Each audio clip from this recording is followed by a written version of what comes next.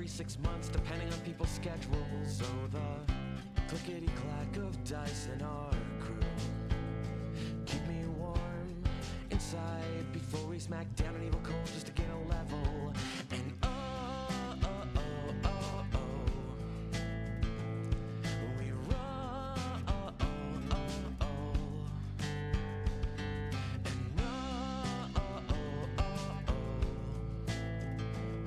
we roll.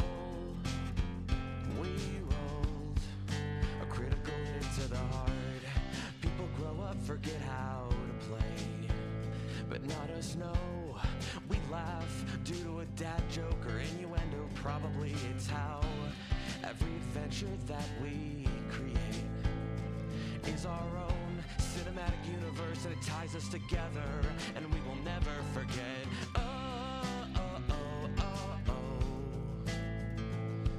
We roll. Yeah.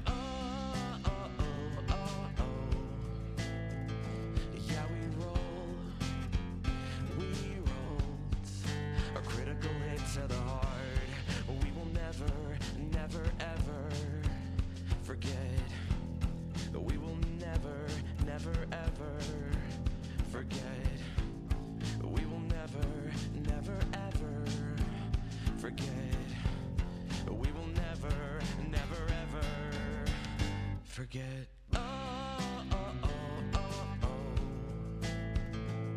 We roll.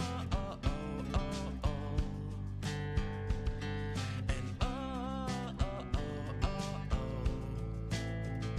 yeah, we roll. Yeah, we rolled.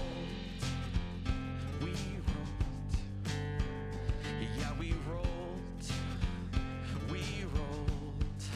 a critical hit to the heart.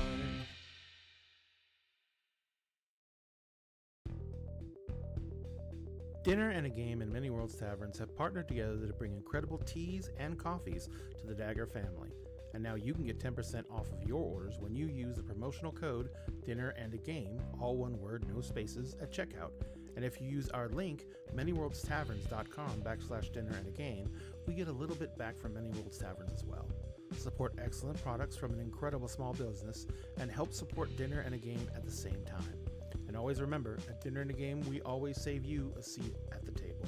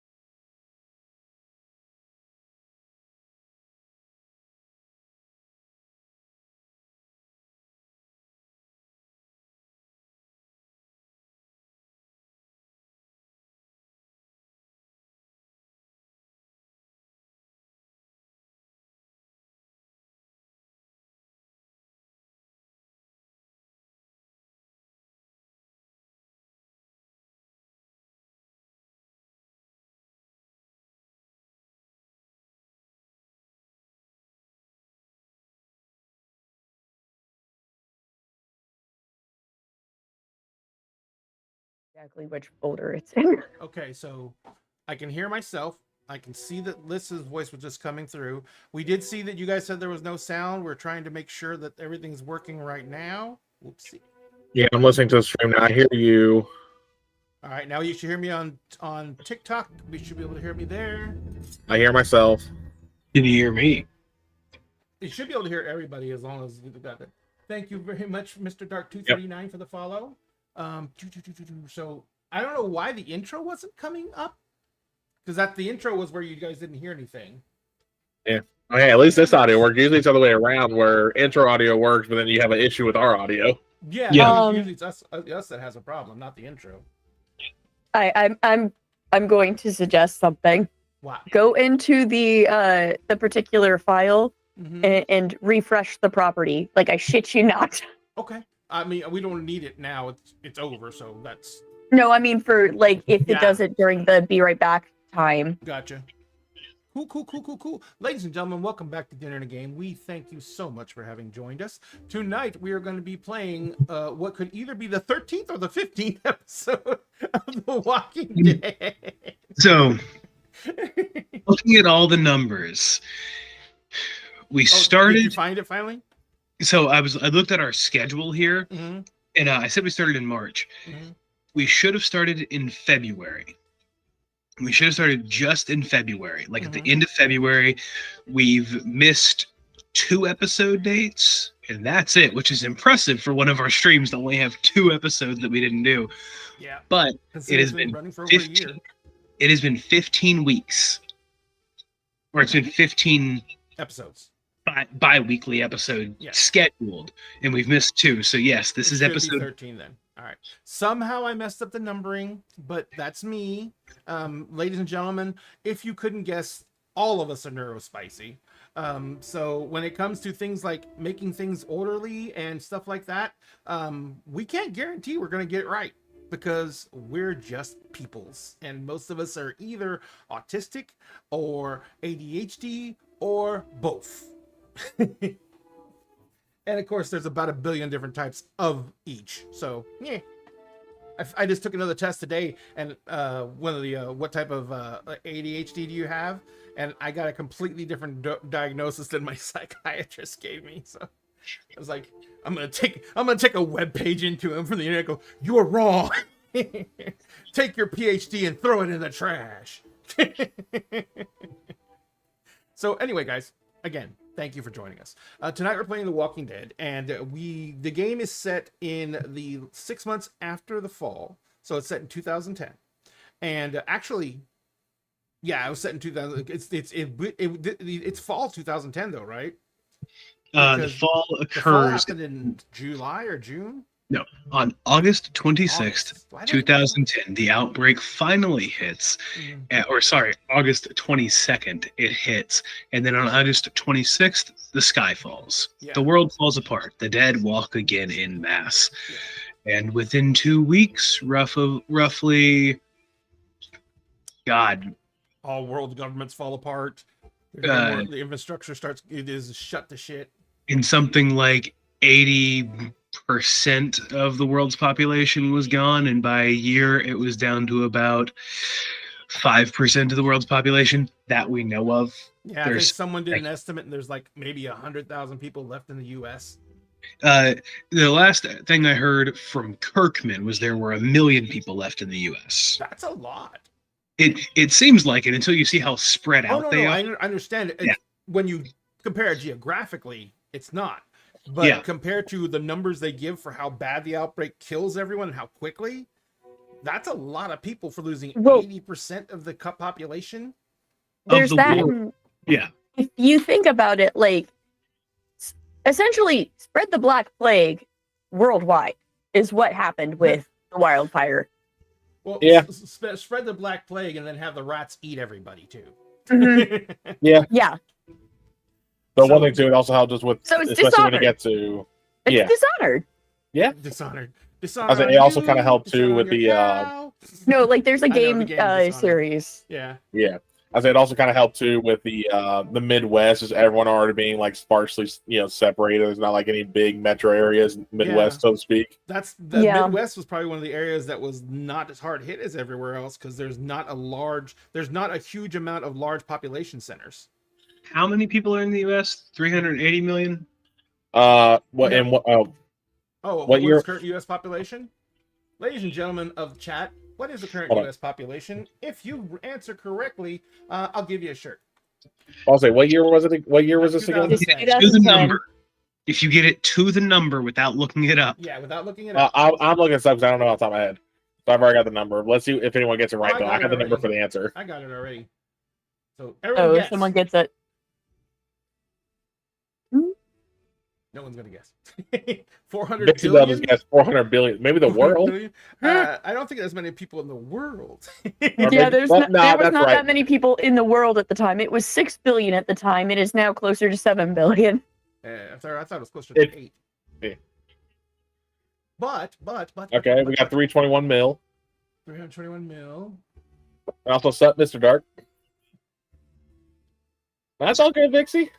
Yeah, what is math? math? what is 70 times the world population? Or sorry, 6.62 times the world population? All living in 62 America. times. I work Talk retail. about- I don't need to do. I work retail. I don't need to do math right now. Yeah, you just know I'm that the curious worst of them how come into your close- store. Oh, you should see the Karen I had today, but I want to leave that alone. Okay. So the correct answer is 309.3 million people. That was the population of the United States at the time of the fall. And since this was done off the 2010 census, that would be at the end of the year. We can assume it's about the same. Not the same. But- Yeah. Yeah, give or take a few 100,000. Ray, that means there is 0.00 or sorry, 0.003% of the US population. Never mind. That fucking goes Yeah. right with the numbers. Yeah. Yeah. Yeah, Holy shit. That's Not- terrifying. We have to remember that the Commonwealth Mhm. is 50,000 strong Yeah. and the CRM is over 250,000 strong. Yeah. And the then- Commonwealth, the CRM was a retreat place, but the Commonwealth was actually going out and looking for survivors and bringing them back. So, Oh, and New York City still has a couple thousand in it. I think New York City has more than that because they got so organized around the gangs and everything like that. Well, Yeah. it really depends on what era you're in, but I mean, Yeah. Yeah, that's true. That was like Well, 10 it also years it also later. really helped that blow most of the bridges around New York. You can control like the hordes from walking in and just They clean up what's did there. blow most of the bridges around. That's New what I'm York saying. to Yeah, keep that's what I'm their saying. horde That's why- trapped on Manhattan Island. except they had 4 million people on Manhattan Island at the time. Well, yeah, Yeah. but I'm saying though, again, around the organization they had, it was still like even with that many people on the island, it was still easy to like go through and get rid of the infected and They separate. didn't though. They just Oh. let the infected. Oh, the infected rule that city. Yeah. Oh, yeah. Oh, 100%. They act as almost like water movement through the streets. People live on the rooftops using zip lines to get around. Yep. oh, like Dying Yeah. Light, got it. They use Yeah, zip it's like Dying lines. Light. Oh, In some goddamn of it, the numbers. tight alleyways, they literally just put boards across and go through windows. Hydrate from the numbers. And Mhm. by the way, Vixie, I understand lurking. Do not watch the stream if it will get you wound up if you need to unwind, because tonight's probably going to be very Yeah. violent Especially with Coco. For a couple of reasons. for a couple of reasons. As a heads up, guys, I am very angry today. I got fired for some bullshit yesterday, so I'm gonna be forewarning before we start. We're probably gonna be in an active firefight today, and I will just say if it begins, I will then call for a adult content warning. Oh, well, I'll put that up now. Oh. Because We had not done our experience at the end of session, by the way. I thought Mm. No, we did. We did 3, didn't we? Hold on, let me go to the It chat. was Hold on. I remember 3, but it could have been 5 Uno momento. because 5 is the what- high one. When did we meet again? Was it the 24th last time? I don't know. Well, 23rd, but still. Yeah, it was 5. So, by the way, I did the look at XP. We should be getting 5 XP from tonight. I posted on the 24th just after we got off. Got it. Perfect. Cool. All right. So, let me first off let these wonderful people tell you who they are and who they're going to be playing tonight. We will start. Let's start with Coco because they had a bad week, and I want them to feel nice and relaxed. Hi, my name is Coco, the Hipster GM. You might know me from TikTok, Instagram, or Twitter. That's where I'm at. I post TTRPGs and currently a Percy Jackson video that is blowing the fuck up. Yeah, people don't like the fact that they can't make bullets out of that metal. But you can. I know. Can. And I explained how you could do it better. And someone threatened to tag Rick. And I was like, do not tag Uncle Rick in this. Someone already tagged Mason. I already had about 12 people tag Mason. And I was like, please don't let him catch wind of this. Though I think if he watched all the videos, he'd be like, no, I see where you're coming from. Like, that's not a bad idea. Yeah, numbers, the only reason... 250 new followers in less than 2 days. Nice. It's been a while. Yeah. More than I get. So Numbers just said that the only super safe place near him is, and he's already planned out how he'll turn them into a safe bases. And I was like, Numbers, I'm so old, so out of shape, and so decrepit that the only way I'd stay alive is if I was going to use myself as a distraction to help other people. Because that's about all I'd be useful for. I can't even really run. You can hunker down for like a week. I can keep you alive. We'll get you there, Ray. We'll get you there. It's kind of useless keeping me alive. I'm not really worth anything in that type of situation. No. Yes, you are. You're worth a distraction. That's what I said. I'd be the distraction. I'd be the guy running with two trash can lids down the other direction of the street, slamming them together and singing a marching song. Look, I'm tasty. It's lunch. You better catch me fast. I'm running off all the marbling.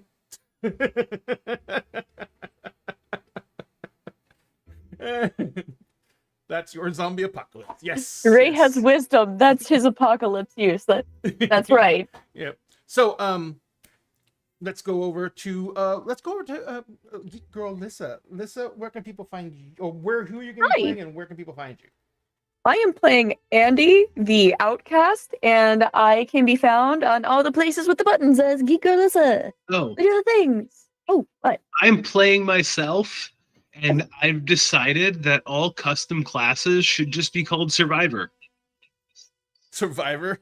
That's what it should be called. That's fine, though. That makes sense. Your own class should be titled Survivor. All right, and everyone who's joining on TikTok, hi. If you guys want to help us out, you can share the stream out there. Remember, we are going to be giving away one of our t-shirts at the end of stream. There's a lot of them. If you want to find them, we'll put a link up in just a second so you go look at them. You'll get your pick, and you'll get your pick or size and everything like that. But we'll put that link up in just a second. But first, let Celtic Wyvern King tell you who he's playing and where you can find them. I was saying, listen, did you even get to say who you were playing yet? Oh yeah, did you say who you were playing, Lissa? Yeah, I did. That's why Coco went, sure. oh yeah. No, cool. I just want to make sure before I actually went there. So yeah. Yep. No, you're good to go. In training. They are not a serial killer. What's your empathy? Do not. What's your empathy? One.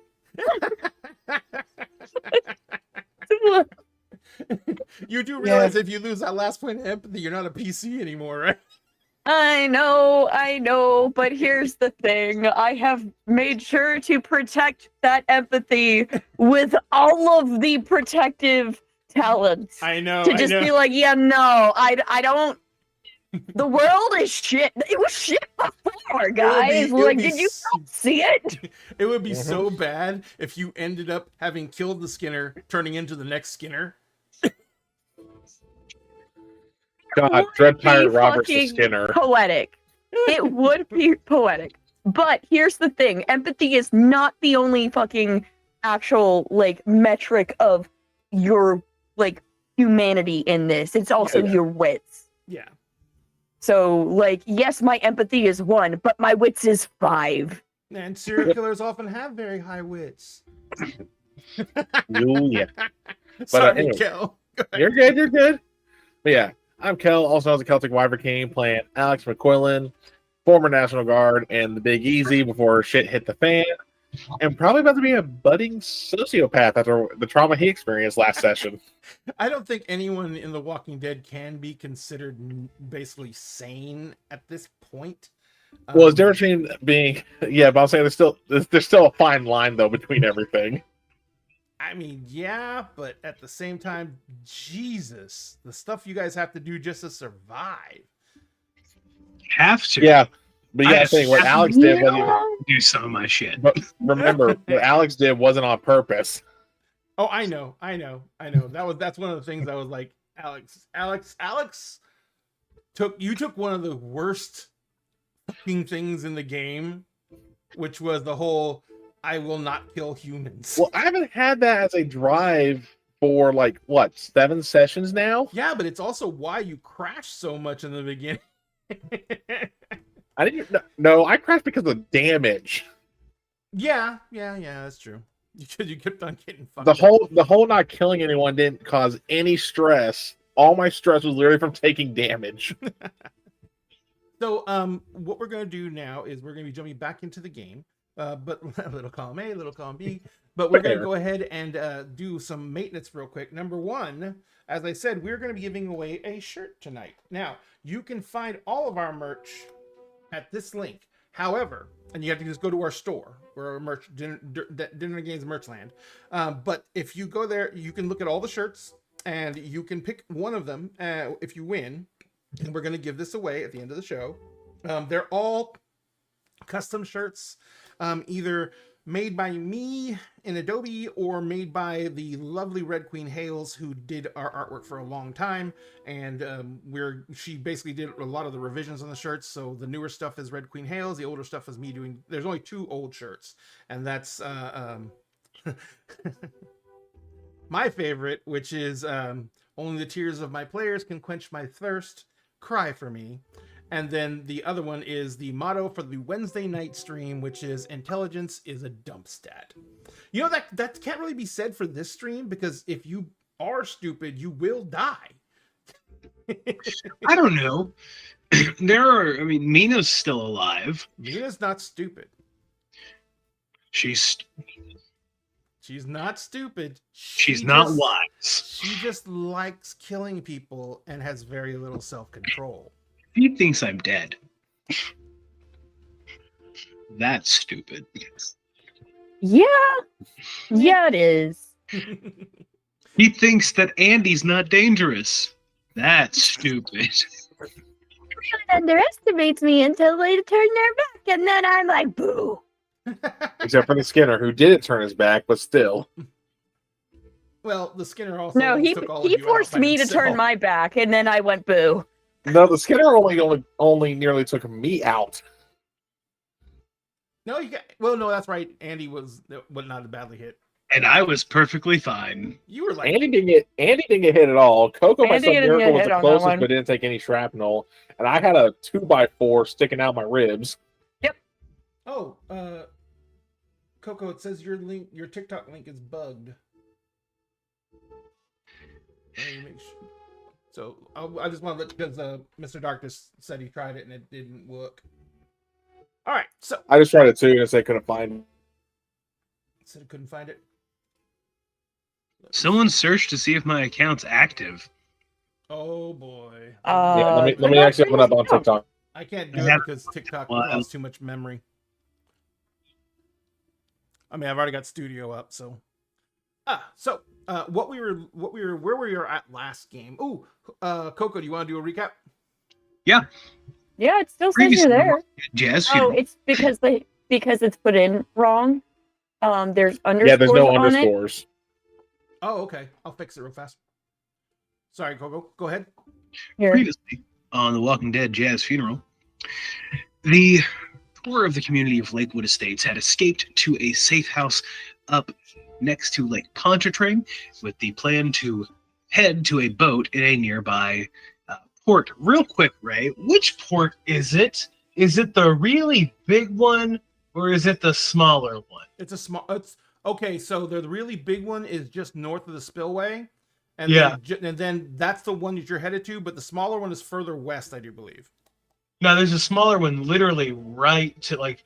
Oh no, just okay, yeah, no, you're going to the big one, which is where the majority of the boats are. It's the Shore Harbor Marina. Yeah. this one over here, Yes. and Lakewood is here, Yes. and we're right there. Yes. Yeah, you guys are Visual. literally right by the lake. Yeah, Yes. we're like in that dip near I-10 So is where we're going. Gotcha. within the last episode, we had attempted to find Mina, the former leader of Lakewood Estates, who turns out to be a scientist, biologist, chemist, researcher for what seems to be a former DoD paramilitary group, or someone hired by the DoD at some point recently, or before the fall. They have been trying to track and keep track of some Walker DNA and try to figure out what's going on, XYZ. She was a researcher, using a bunker in her home to run research. She had crossed us, so we wanted to kill her. She escaped. We eventually ran into her people, and they tasked us with finding her or the data she carried. In exchange, they would help the community exit and leave New Orleans using a boat that they had set up in said marina. They had previously found it and tried to turn it on, but couldn't. It appears that the group had disabled this ship in some way, and so now they are offering us both passage to the boat, getting the boat turned on, and sending us on our way. They also provided me with information because they had seen my family pass through the area and take I-10 towards Mississippi. My entire goal in the game is to find my family, and now, with the help of these two, I believe. Pointing the right way here? Nope, other way. These two lovely people, they're going to assist me in trying to find my family, along with two NPCs, the wonderful Gus and Frank.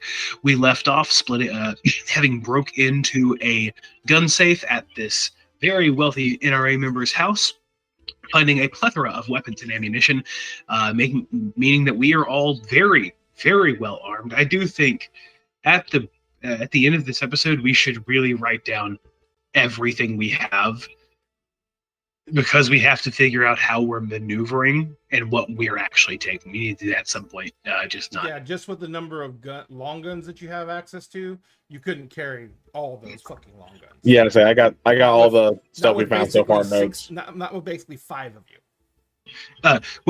I mean, we're giving most of the guns to the other people because we also have all of those AR-15s. We have the 11s. We have a bunch of pistols. Like my personal pack is currently weighed down with pistols. Mm-hmm. The bottom of that bag is just steel. But we left off divvying out some supplies. And do we have the stuff for me to be able to fix my crossbow here in a time, or no? Fair. You'd have to go. I didn't think we would, but I had to check because I'm looking at my inventory and it still says broken, and it makes me sad. Gotcha. You have to go back to Dick's. Fair. Sorry. How did I break? Question. Mm-hmm. This guy was a hunter. There a crossbow in this house? Oh. Yeah, he was a hunter. Liz, roll me a d6. All And right. Paul, what you want it to be, high or low? Oh, obsidian dice, what doth thou want? Are you high or low? What do you guys think? Mm-hmm. High. High. I say low. Baby, that is a 4. Okay. Yeah. So yes, he does have a crossbow. But it's hot. Because that's the lowest high, it's hot pink and it was the wife's. Andy's fine with this. Yeah. In fact, Andy is overjoyed that it is hot pink. Yep. It has an automatic windlass though, so that's nice. So, because they had money, so. So if you guys are, you guys, like you said, you're in this house. It is near the shore.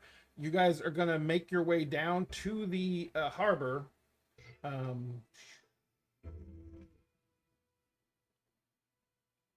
And then from the harbor, you should be able to get to the boat.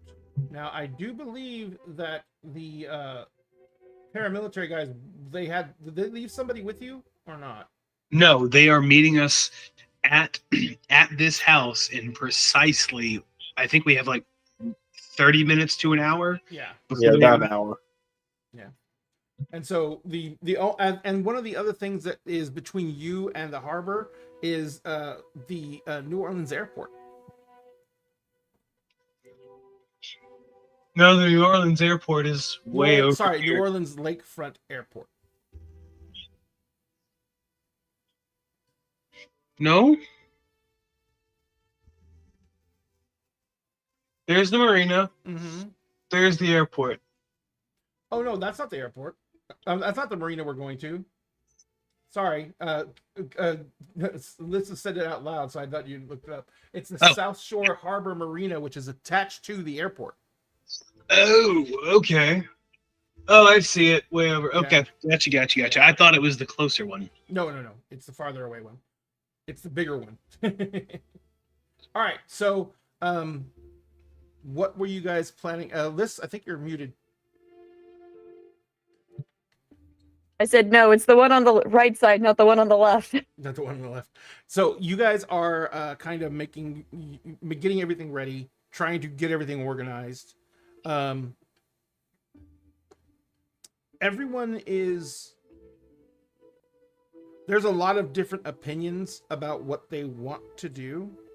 There's not really an argument breaking out so much as there's a bunch of people trying to saying what they would want to do, and there's not a clear, concise person who's taking charge of things.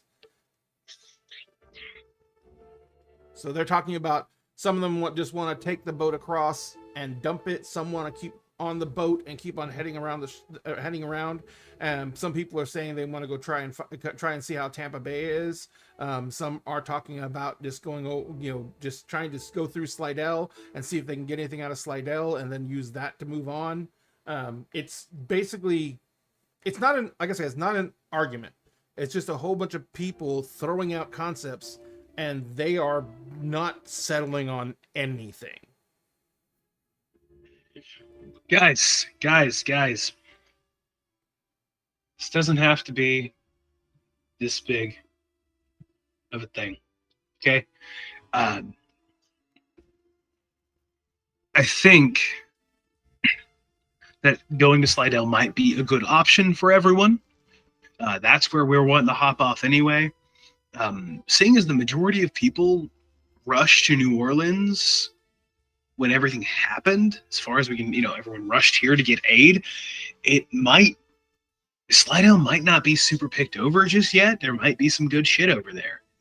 I mean, that's my hope. We have to at least get a vehicle once we cross the lake, and so perhaps pulling into one of the marinas, eyeballing it from a distance first, and pulling into one of the marinas, and then all of us trying to find some stuff. We have plenty of supplies. I motioned to the vehicles outside full of supplies. We have plenty of firearms, and I kind of motion towards them for all of the weapons we found in the past 2 days. Way more firearms than this group needs. And you have more ammo than you could know what to do with. You could try to get some stuff in Slidell. The three of us, along with Gus and Frank, we're going to move on. We're going to keep going towards Mississippi. Right, guys? I think that's what we were talking about, right? Gus, you can see Gus and Frank are just, loading their backpacks up. And they're like, yeah. And Frank looks at you and he's like, we're with you. Andy? Alex? I ain't got any other place to be at the moment. Sounds like a good deal. So we're going to hop off over in Slidell. We're going to try to find ourselves a vehicle. And we're going to move on from there. I think if y'all wanted to try and find a couple more things in Slidell, you might be able to find some stuff, but there's no guarantee. And you have enough supplies that you could let us off, go on your way, and you could make it pretty far. The only thing you might need is fuel, maybe. But you could possibly find small ports along the way to refuel. You could try. Frank says everything went to shit so fast that the marina in Slidell, it was a big marina, and if everything, because everything went to shit so fast, there probably is still fuel there. He's like, the only problem with that is you're going to have to contend with the fact that you're going to go into a once heavily habited place, and the marina doesn't give you a lot of places to run. There's also the possibility of other functioning boats. I mean, we could always make a distraction further down the shoreline and possibly draw away a large enough number of walkers that we could at least, you know what? Before we make a decision, we should scope it out. Yeah. Realistically, we should see what the shoreline looks like and go from there. Does that sound fair to everybody? Gus kind of looks at his brother and he says, I don't really want to go near Slidell if we can help it. He says, but I understand what you're saying, and we do have to think about where we're going after, and we're going to need supplies no matter what. And maybe a set of wheels. A set of wheels is going to be necessary. I mean, more than likely, I-10's not so bad past outside of Slidell. Yeah, outside of Slidell. But if we can find a vehicle or something, just enough to get us through the city, it'd probably be for the best. I mean, I don't imagine Slidell's super inhabited still. I'm sure there's not many survivors there, and the dead are easy enough to avoid if you can move around quick enough. It says the biggest problem Slidell faces is that it's a few little towns trapped between the lake and the whole big national forest on the other side.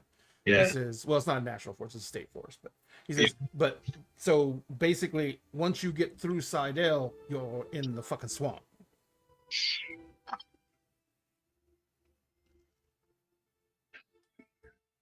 So, and then you gotta decide which way you're going from there. If you're heading, out 10 and going along the coast, or if you're gonna hit 55 and go up north. Well, I won't have that answer. I have to go to Slidell. I know where my family went. I know what I'm looking for. And whatever I see when we get across the Slidell will indicate where we need to go.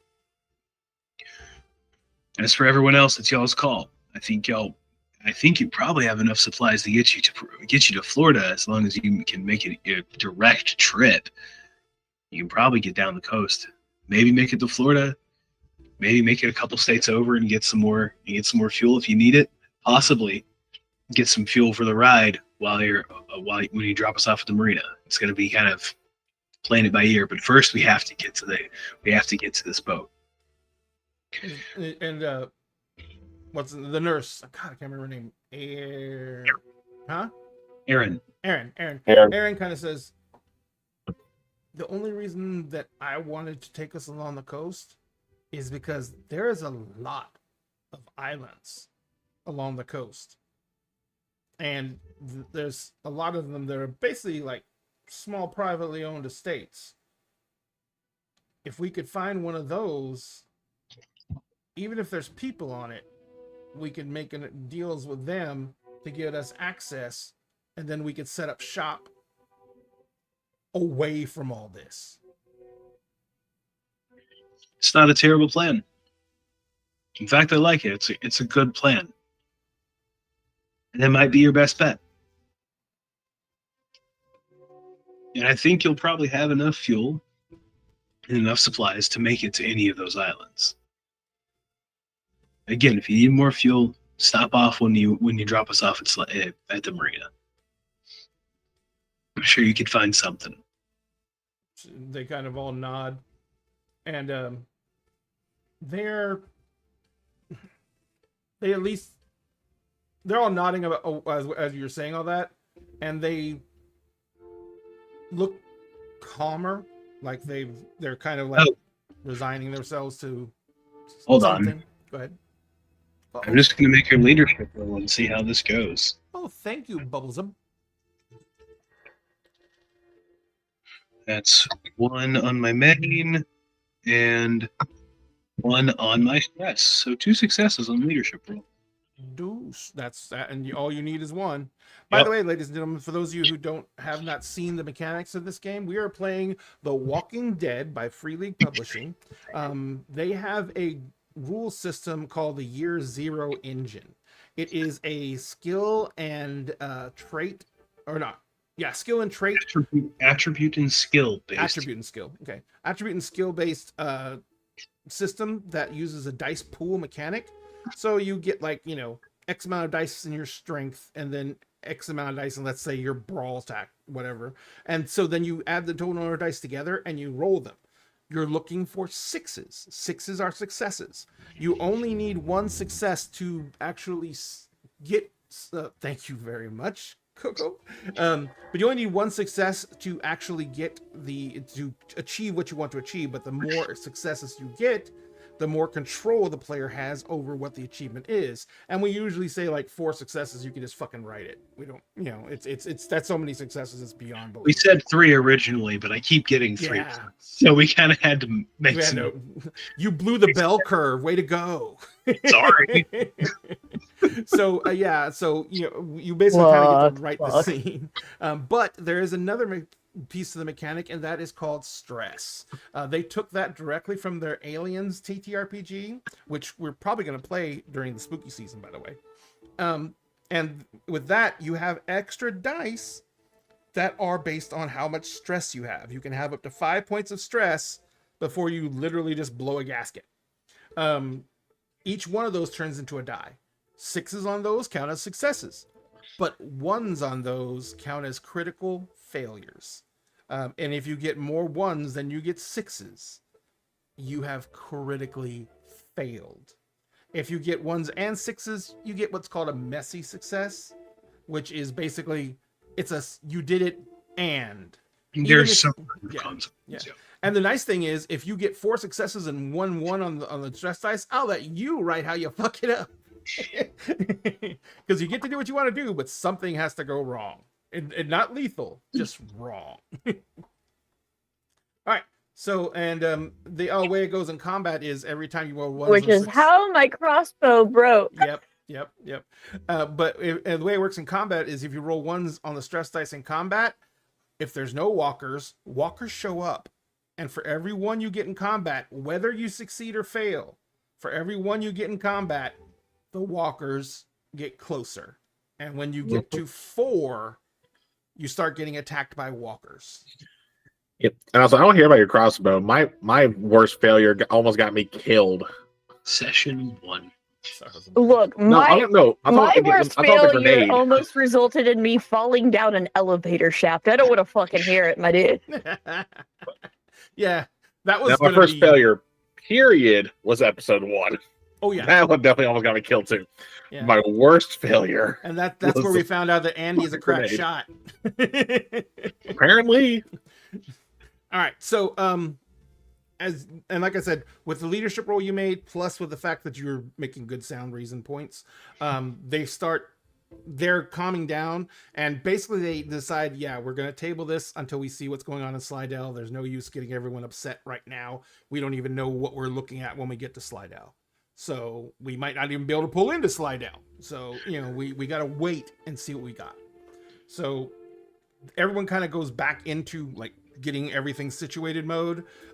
They go out to the minivan and they start packing as many weapons into the minivan as they can around all the supplies they have packed in there. What are the cars that they have? They have the big monster truck. They have the minivan.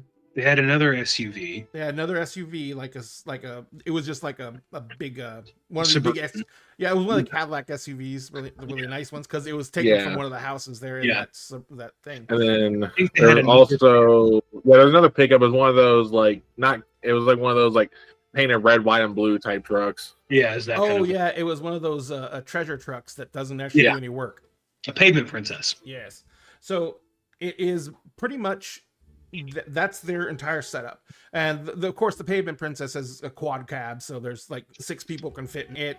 So basically, everyone's loaded up. The truck's loaded up with the gear that can survive getting hit by the elements. There's a tarp over it, but for the most part, it's all the stuff they don't care if it gets wet or not. And everything that is worried about is loaded. And they do have stuff in the back of the monster truck too, but it's like 8 feet off the ground, so it's a bit of an ordeal to get stuff in and out of that. But yeah, everything else has been smashed into anything that's perishable or anything that needs to be covered is smashed into that minivan. So there's not a shit ton of room, but they still have the 3 kids back in there. So, I mean, there was 7 of them at one point, and now there's only 5. Yep. So, who's all here? I know one family left. Yeah, one family took off, but they also took the car that they came in on. Yeah. Which was like because there's only 2 of them, and they had like a little fucking Jetta or something like that. Yeah. And the reason they took it is because they figured the Jetta's small enough to maneuver around things if it gets tight. Yeah. All right. So and they left when you got to the house. They helped everyone get to the house. They helped everyone secure in the house, and then they basically took their share of supplies, and they just booked it. So, how many people are left? Minus them 1, 2, 3, 4, 5, 6, 7, 8, 9, and 5 is 4. Yeah, 9 is 5 is 14. 14 of them. Okay. Oh, that not including Gus and Frank. Yeah, because Gus and Frank are going with you. Yeah. Okay. There's 14 of them. Okay. I filled them in on what we saw when we went to find Mariana. And that we did see a group of Reclaimed who saw us. Don't know if they knew who we were, but they saw us in a boat heading a direction. And so we don't know. So that's what happened. And we don't know if they are actively looking for us or not. But we do know that we have a pretty sizable force escort that is going to take us to the marina to get to the boat. They can get the boat turned on, and we can go from there. All right. What I need, we need a vehicle. The 3 of us need a vehicle to get over there. The 5 of us need a vehicle to hop in to get over there because Frank and Gus came on foot. We came on the ATV. I guess we could use the ATV, but it's not really good cover if we do run into them.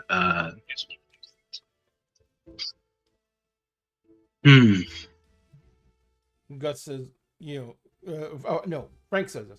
Frank says, we can pick up any vehicle we need to along the way. Well, we got about my time. I mean, How much? It won't be anything that is, all modern and stuff like that.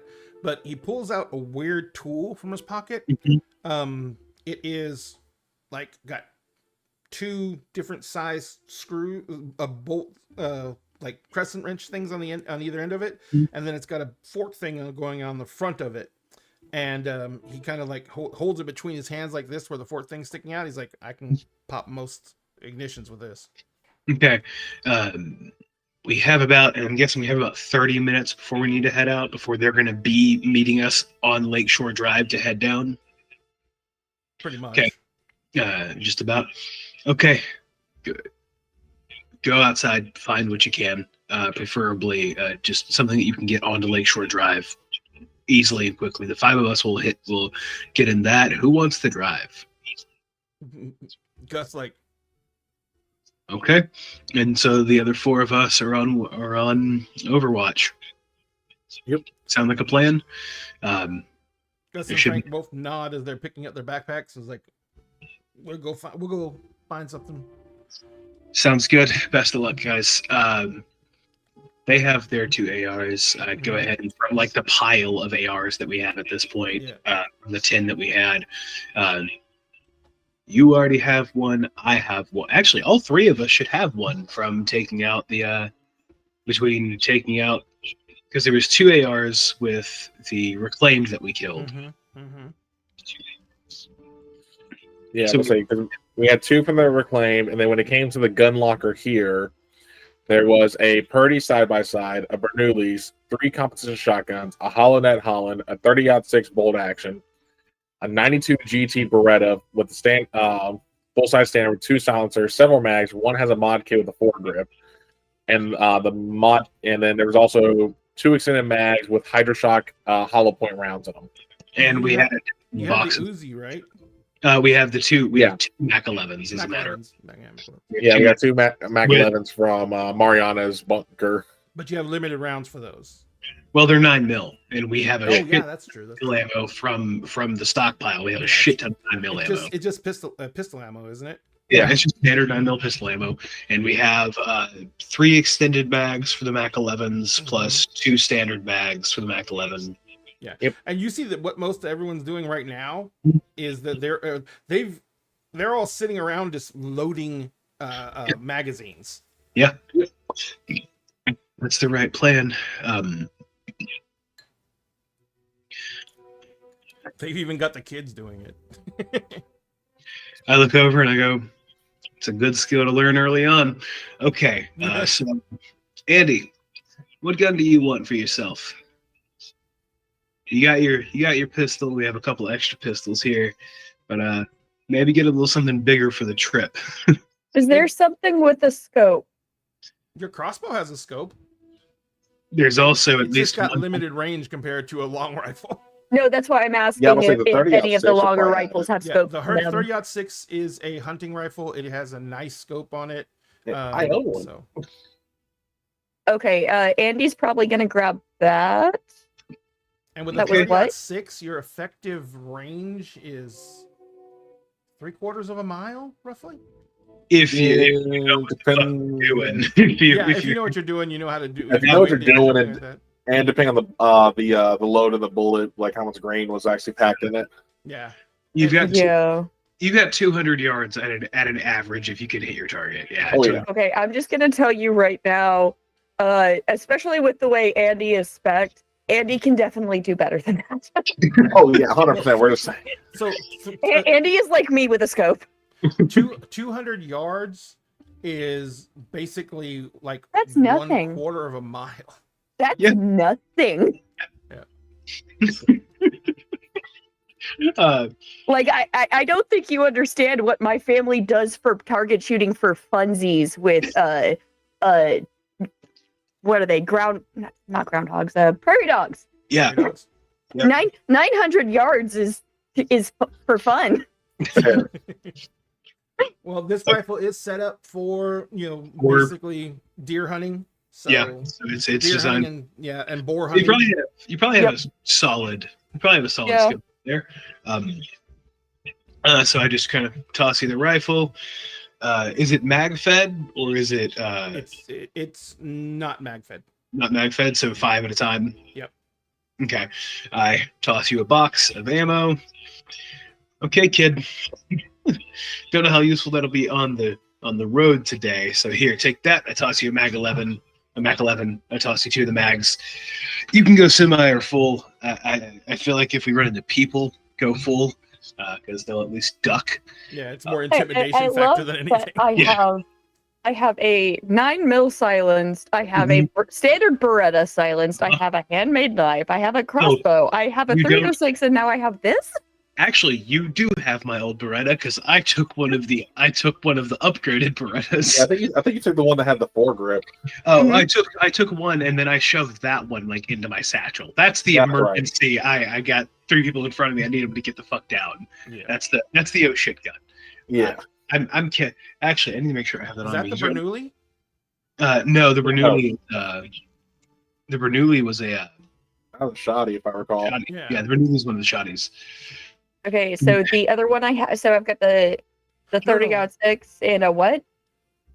Oh, you got 30-06. You got a Mac 11 with 2 clips, extended clips.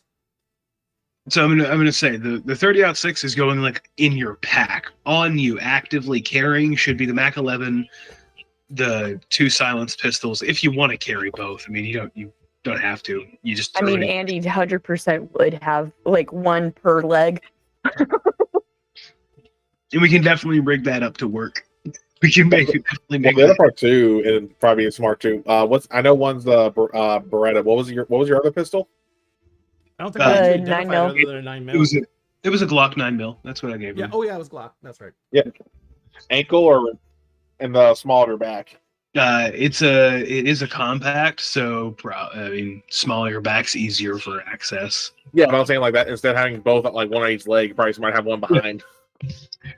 Yeah. 4.75 miles. Mr. Dark just put up the stats for the Springfield Yeah. 30-06.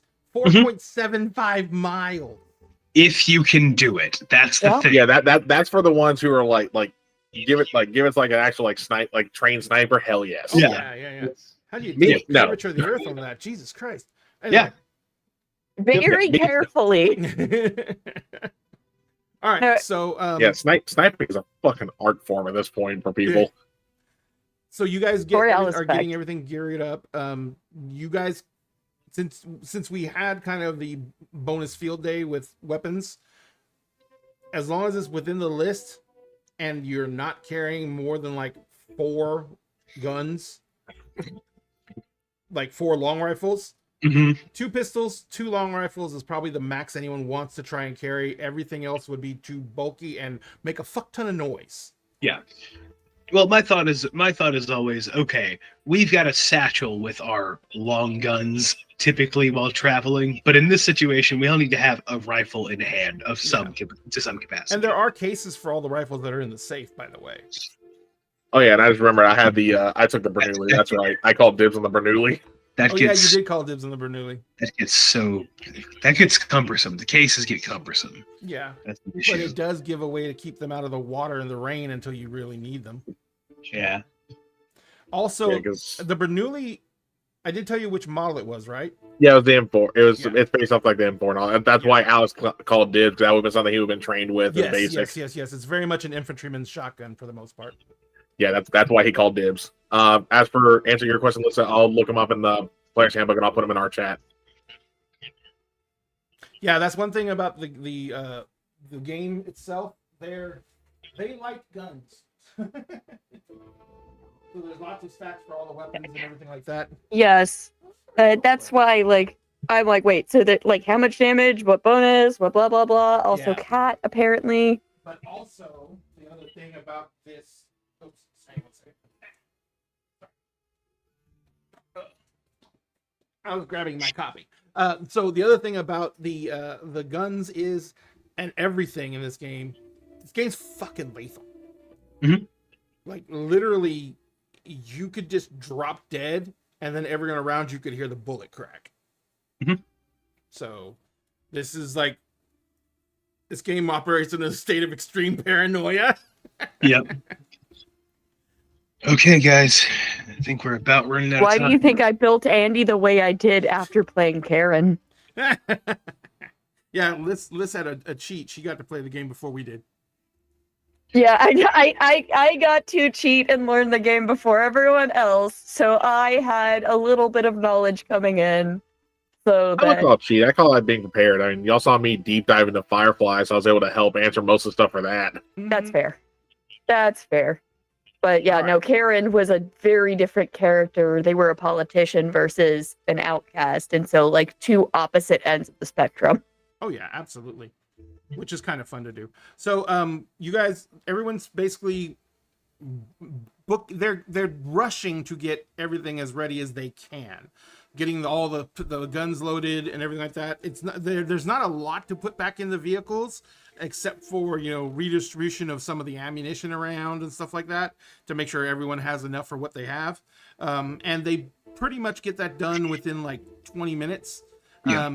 Right as they're finishing up, you hear the sound of that fucking Bradley, because it's louder than fuck. And you know that they have other vehicles too, but you hear the sound of that Bradley coming down the street. Okay, everybody out. Where's Gus and Frank? They left to go find a vehicle. Yeah. I walkie them because they do have a walkie. Yeah. You walk in, and then when they reply back, you can hear the Bradley. Like they might be beside it. And Frank's like, We ran into the column on the way back. Okay, guys, let's everybody go. I grab our. Okay, I throw one satchel full of MREs to Alex. I throw my bag on my like giant rucksack onto my back, which now has like a rifle and a shotgun sticking out of it alongside all of my other shit. I take the duffel bag full of cocaine. and We have the coke. and shoulder it. I didn't, because I was debating whether or not I was going to post that clip on TikTok today. Yeah, that's probably a safe call. I take the duffel I was bag. like, full of I coke feel and like this might violate TOS if I post it. Yeah. It will. I take the ledger out because now that's just dead weight. And I just toss it into the toss it across the room. I kind of take a look in the bag. I go, hey, yeah, throw that duffel over one shoulder. Hey Andy, you got this other duffel of MREs and ammo, because that's what's in both of these is ammo and MREs. Toss Andy one. By the way, ladies and gentlemen, a little bit ago you saw Alyssa redeem something called Lend a Hand and give it to Kel. We have things you can do to actually influence the game built into our point system, the dagger dollars. You can spend your dagger dollars in a lot of different ways. You can do everything like, you know, emojis and everything like that, but you can also spend them to do things like lend a hand, which is giving anyone a +1. It's one of the more useful things you can do in this particular game, and it's one of the cheaper ones. But there's things like all the way up to 50,000 points, which is called Devastator. And Devastator means that if it's a dice pool system, the entire dice pool is considered to be successes. And How much does that one cost? 50,000. You can't buy it for yourself. And I think after we come back from the break, I think that the players in the game are going to be forbidden from buying things at all. Okay. You guys are the ones really buy them. I want the people in the audience to want you to live and buy you stuff, or they want you to die, because you can buy these for the GM's NPCs as well. So if anyone wants to pay 50,000 points on Devastator because Kel made you mad, so you want him to die, then anytime an NPC goes after Kel, you just spend that 50,000 and it's an instant hit with max damage. And in this particular game, you all will die. But there's try again's a reroll, and it's in dice pool systems. It's a reroll the entire dice pool. You don't get to keep any successes. You have to reroll the whole thing. And then for D&D, we have things like save that one in particular, which is bless. We can use that in this game too, which is where you roll a d4 and add it to the roll. So there's all kinds of things you can do. And if you don't have any enough channel points yet, you can also do it with bits using our sound alerts. And the bits are actually labeled with the same names as the ones are in the dagger dollars. Bits cost actual money, but it's also another way to actually help support the stream. So if you want to do it that way, we would greatly appreciate it. But you do not have to if you have the channel points. That's why they're there. They're an appreciation of you guys spending time watching us. So I don't want Kel to die. Well, then you spend your points to keep him alive. And it's not Kel, it's Kel's character. And this is The Walking Dead. Yes, and I can speak for experience for the whole redeeming for the GM, because Wednesday game. Yeah, he always redeems shit for me. No, not always. I haven't done it like months. Well, usually what you do is you redeem stuff for just about everybody, and then you start giving me stuff. Yeah, I'd be fair there. But it's mainly I just put in a hydrant and say, drink up, you thirsty people. And Numbers just hydrated and posture checked us. What is the Mac 11 considered for? That would be a submachine gun. Yeah, it'd be an SMG. Thank you.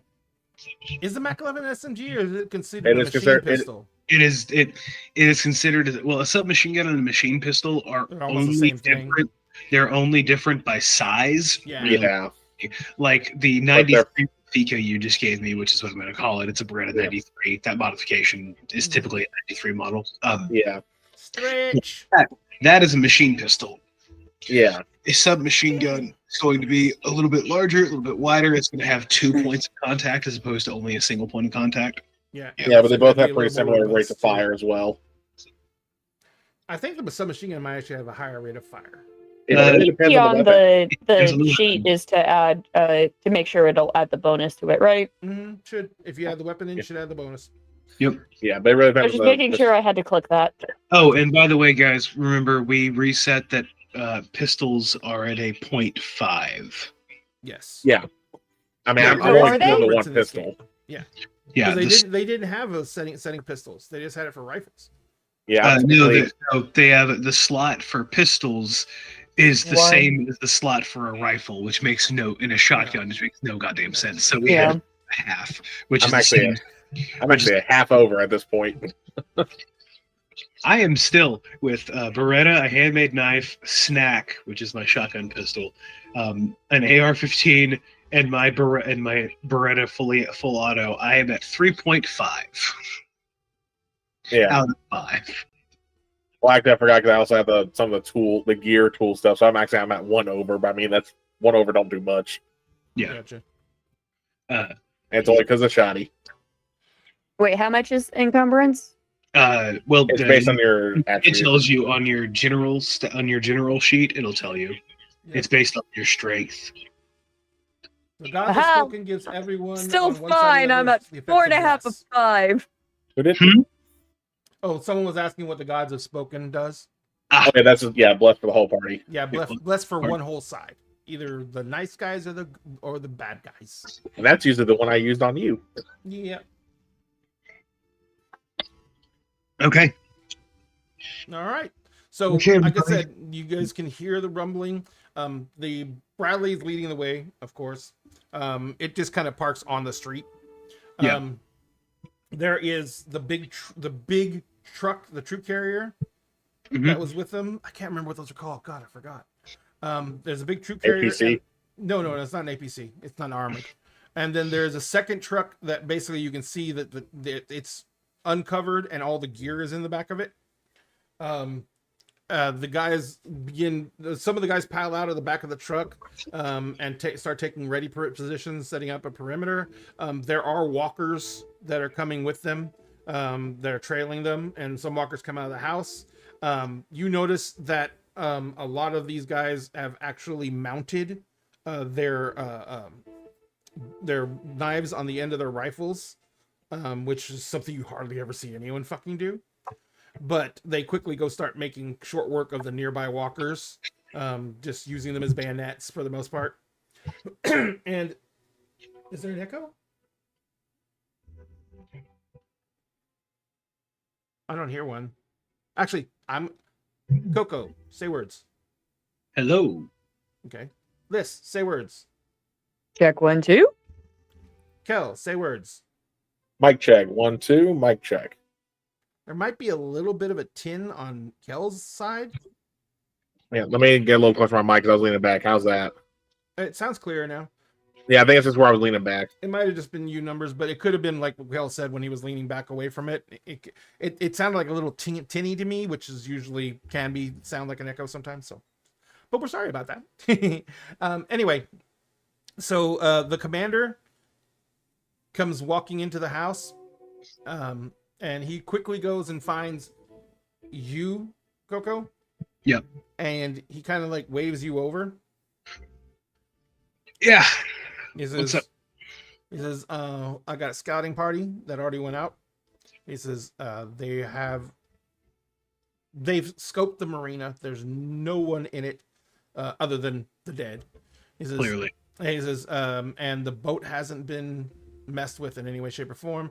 It doesn't look like it's really that functional, so I can understand why they wouldn't have touched it. And no one likes going near the water. So he says, but I wanted to talk to you about something else. And what's that, Commander? He says, we are not, or were not military. I mean, some of us were military previous to this, but we're a civilian force. We're paid contractors. I figured that, yeah. He says the agency we worked for was government funded. And he says it was part of It was part of some of the DARPA research into into biological warfare. And Mariana was, for lack of better terms, Mariana was a field agent. I heard, yeah. Yes, as things went to hell, she was allowed to stay rather than being evac'd. Because she had her safety room, she had everything she needed, and if she needed to get evac'd later, we could always come in and get her. The whole community springing up around her was unexpected. He says, there is a lot that we need from her notes, and we're thankful to have them, but there's a lot we lost because of Mariana's untimely end. He says, but I will say that we have researchers who are actively working towards trying to find some way to solve this situation. He says, if you are willing, we can always use more people who know what they're doing. It's like, just surviving this long means you're all competent. He says, but he says you and the people you've been working closely with all seem to be a cut above. And obviously we've lost men. It's inevitable. It says, and we do our best to only invite people we think are going to stick within our parameters of our operation. And before you say anything about having to go find your family, etc., etc., I will tell you that we're headed to Atlanta. Well, Atlanta's not... Andy tugs on Coco's sleeve. Yeah, kid. Atlanta's not safe. Atlanta's not safe. I figured not. Commander looks at you. No place is safe, sweetie. At all. I heard what happened to Atlanta. No, the CDC. The CDC's there. It's not safe. I heard what happened to Atlanta.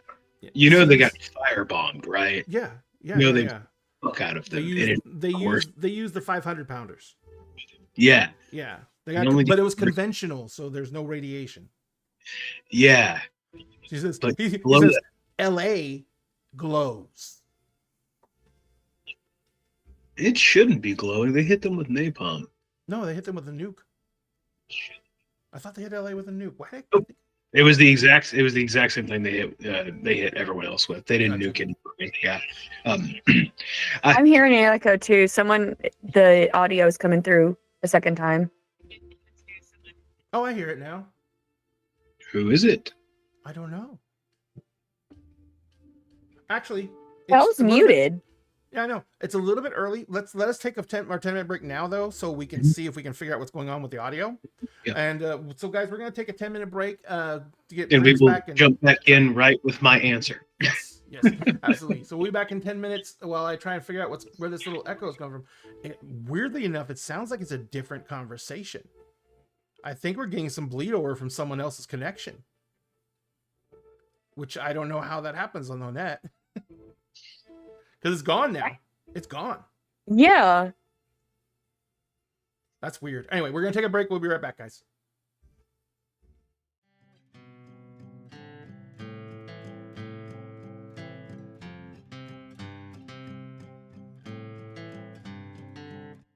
When I stood across the table from you, once a week, a month, or like every 6 months, depending on people's schedules. So the clickety-clack of dice in our crew keep me warm inside before we smack down an evil cold just to gain a level. And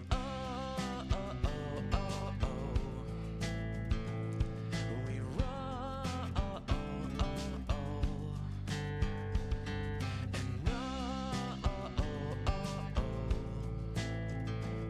we roll.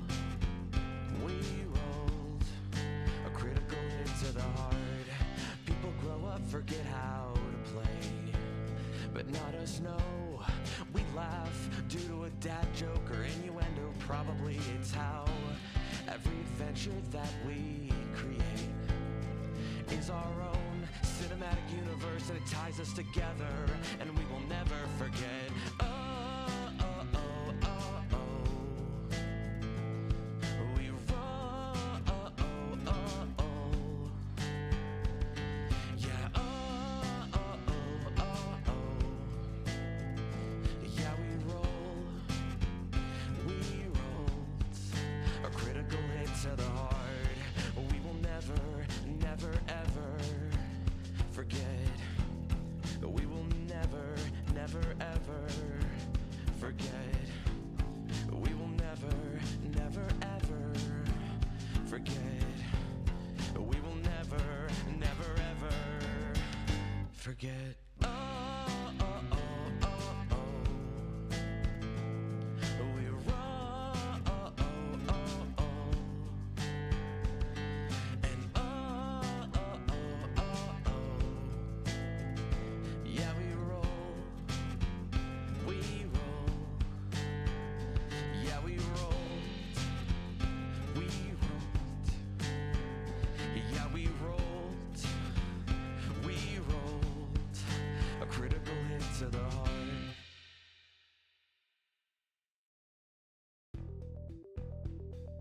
Dinner and a Game and Many Worlds Taverns have partnered together to bring incredible teas and coffees to the Dagger family.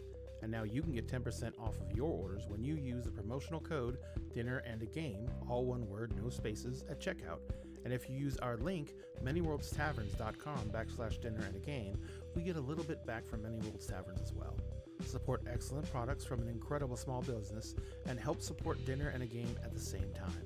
And always remember, at Dinner and a Game, we always save you a seat at the table.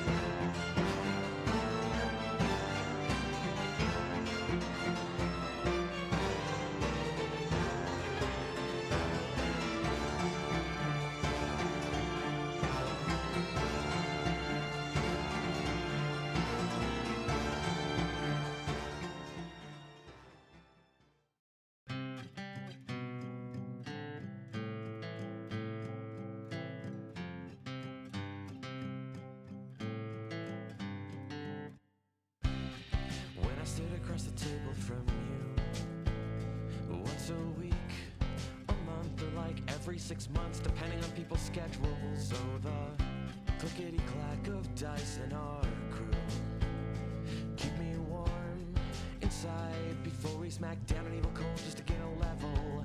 And oh, oh, oh, oh, oh, we roll. Oh, oh, oh, oh. And oh, oh, oh, oh, oh.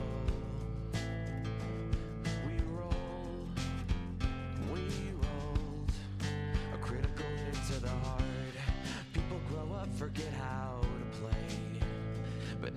know. We laugh due to a dad joke or innuendo. Probably it's how every adventure that we create is our own cinematic universe, and it ties us together, and we will never forget. Oh, oh, oh, oh, oh. We roll. Oh, oh, oh, oh. Yeah. Oh, oh, oh, oh, oh. Yeah, we roll. We rolled a critical hit to the heart. We will never, never, ever forget. We will never, never, ever forget. We will never, never, ever forget. We will never, never, ever forget. Oh, oh, oh, oh, oh. We roll. Oh, oh, oh, oh. And oh, oh, oh, oh, oh. Yeah, we roll. We roll. Yeah, we rolled. We rolled. Yeah, we rolled. We rolled a critical hit to the heart.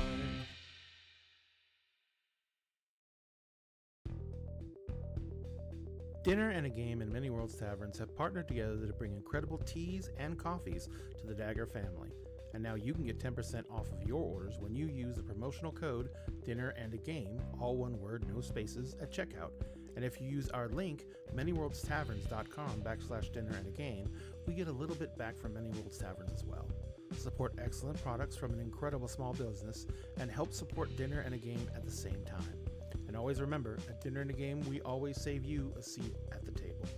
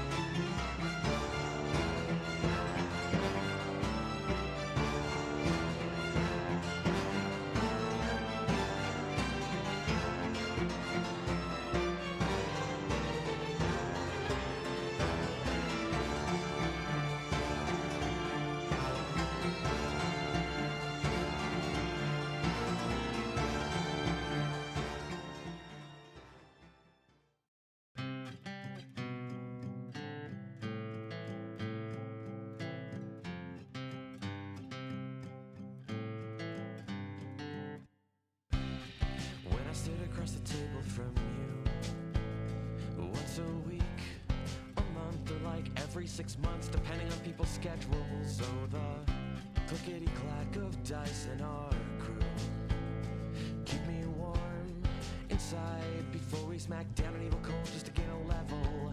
And oh, oh, oh, oh, oh, we roll. Oh, oh, oh, oh. And oh, oh, oh, oh, oh, we roll. We rolled a critical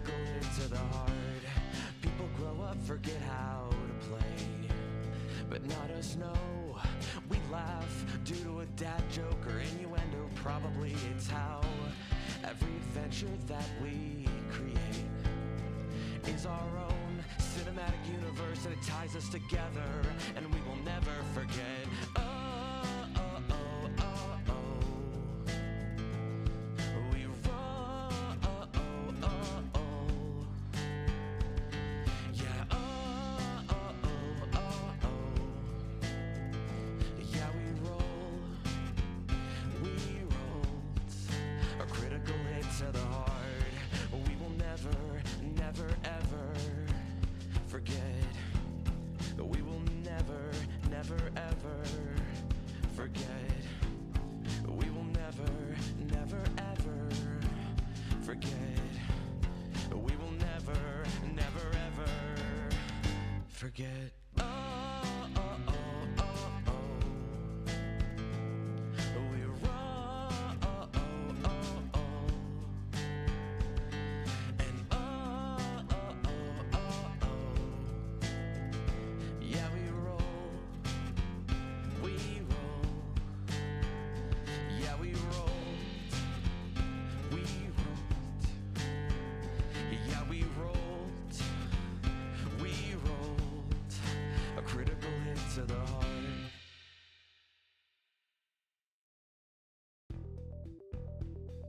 Dinner and a Game and Many Worlds Taverns have partnered together to bring incredible teas and coffees to the Dagger family.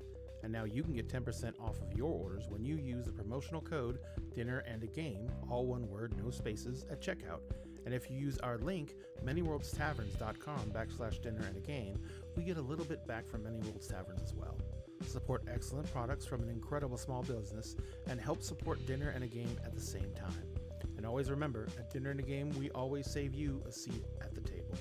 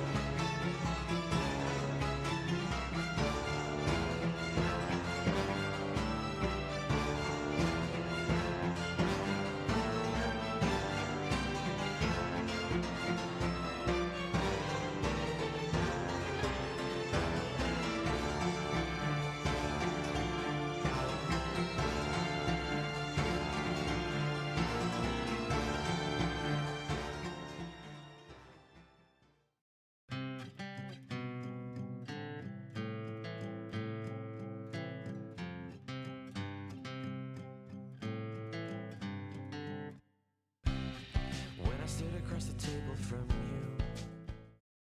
Oh, 1 second. And we're back. Thank you very much, ladies and gentlemen. That break, we really appreciate it. Numbers, you were, if you didn't see the chat, you were correct. There was an echo. We found out what it was. And we have eliminated the echo, so it shouldn't be coming back anymore. If you were a member of our Patreon, you could have been in chat and heard when we found it and know what it is. But since you're not a member, you don't get to know. I'll tell him. It was this little guy. That'd be my earbud that I had on full volume about that far from my very, very good mic. So that's where you were hearing that little bit of sound coming from the background. Mhm. So Yep. all right. So the yeah, he just got through saying if you have if you guys want to join up, we want to. Well, as good as that cause is, and I sincerely mean that, if my people follow the path they're supposed to be going, we're not going anywhere near Orlando. That's not where we're headed. We're heading further. With our capabilities, and he gestures to all the vehicles, we will catch up to your people in nothing flat. Yes. Numbers asked the question. He sorry. said, before you restart the scene, can you show one of the dice towers? Oh, yeah. Oh.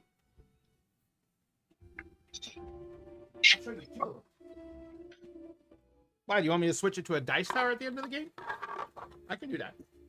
These are our 3D printed dice towers that we do sell on our website. They are called the Nightmare Dice Towers because they're covered in skulls, and some of the skulls have horns, and then there's webs all around. And we're going to be doing some new dice towers pretty soon that are giant ravens. My birthday's coming up, Ray. You have to come here to get it. I can't even go to Renfest this year. Aww. Yeah, it That looks good. Yeah, it looks like that's gonna happen because of recent events. Yeah. Actually, But- numbers, because I don't want to be unfair, because I did say it was a shirt at the beginning. So we'll stick with the shirt for tonight, and then we'll set up and do some drops on the dice towers later on. All right. So, but yes, he was asking if you wanted to join up. You said it's no matter how good the cause is,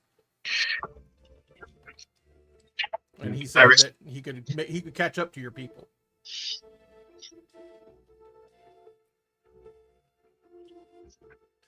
Sir, I respect what you're doing. I truly do. But I know me. And if I saw hide or hair of indication that I needed to go a different direction than y'all, I wouldn't want to put you out by doing so. Does that make sense? He kind of looks at you and he says, I was a commander in the 1st Reconnaissance Battalion of the United States Marines. These men are all combat veterans. He says, if you really want to keep your people safe, then you want us to catch up to them and them to also join up with us.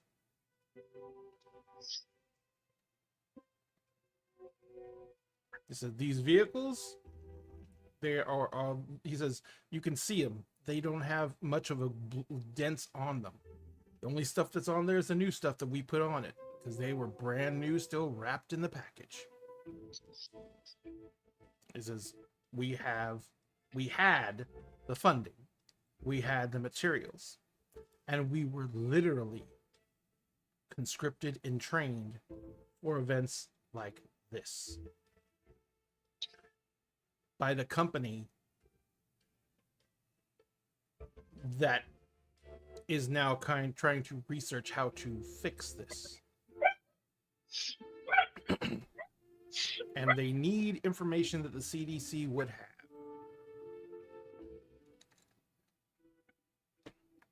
So we have to go to Atlanta. Let's say this. Let's see where I'm at, where the 5 of us are at when we get to the marina. That sound fair? That's fair. Give me 6 miles. Give me 5.5 miles to think about it.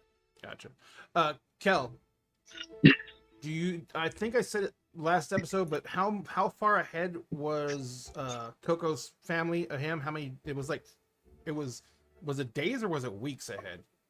Oh, I was on the road for a month. Mm-hmm. What they've told me, they saw them in town. They tracked them in town for about a week, Yeah, it's about a week. It took them about 2 weeks to get there, so that's 3 weeks. So they're currently about 2 or 3 weeks ahead of us. Okay. Moving with the group, which is a slow pace. Yeah. It says, we'll talk then.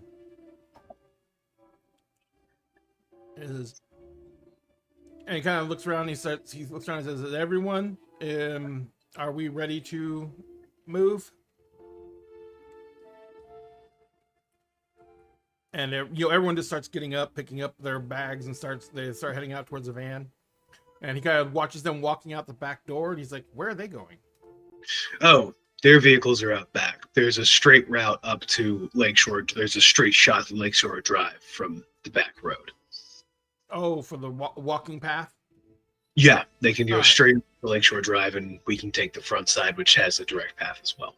All right, that's fine. He says, Yeah. nothing we have is going to be hampered by that at all. He says, we're all Yeah. going to draw walkers out of the water just because of the sound and vibration. Yeah. And there are a lot of fucking walkers in the water. Uh, So if anyone has any problems with any of their vehicles and those vehicles stop, I guarantee they'll be swarmed in minutes. So we should be fine. From what I've seen of the lake on this side, we should be fine at least up till. Yeah, At when least- we get down to the more populated areas, that's where the lake is full. Well, it's also where it's a little more shallow. The drop over here is about 4 or 5 feet. They're not pulling themselves out of that. I've never seen a walk pull themselves that high. Yeah, but the ones over here, the ones down there, everything's much shallower, and they're just basically bobbing. Yeah. If they can pull themselves up, they will, but we'll have to see, I suppose. But I just wanted to give everyone a heads up.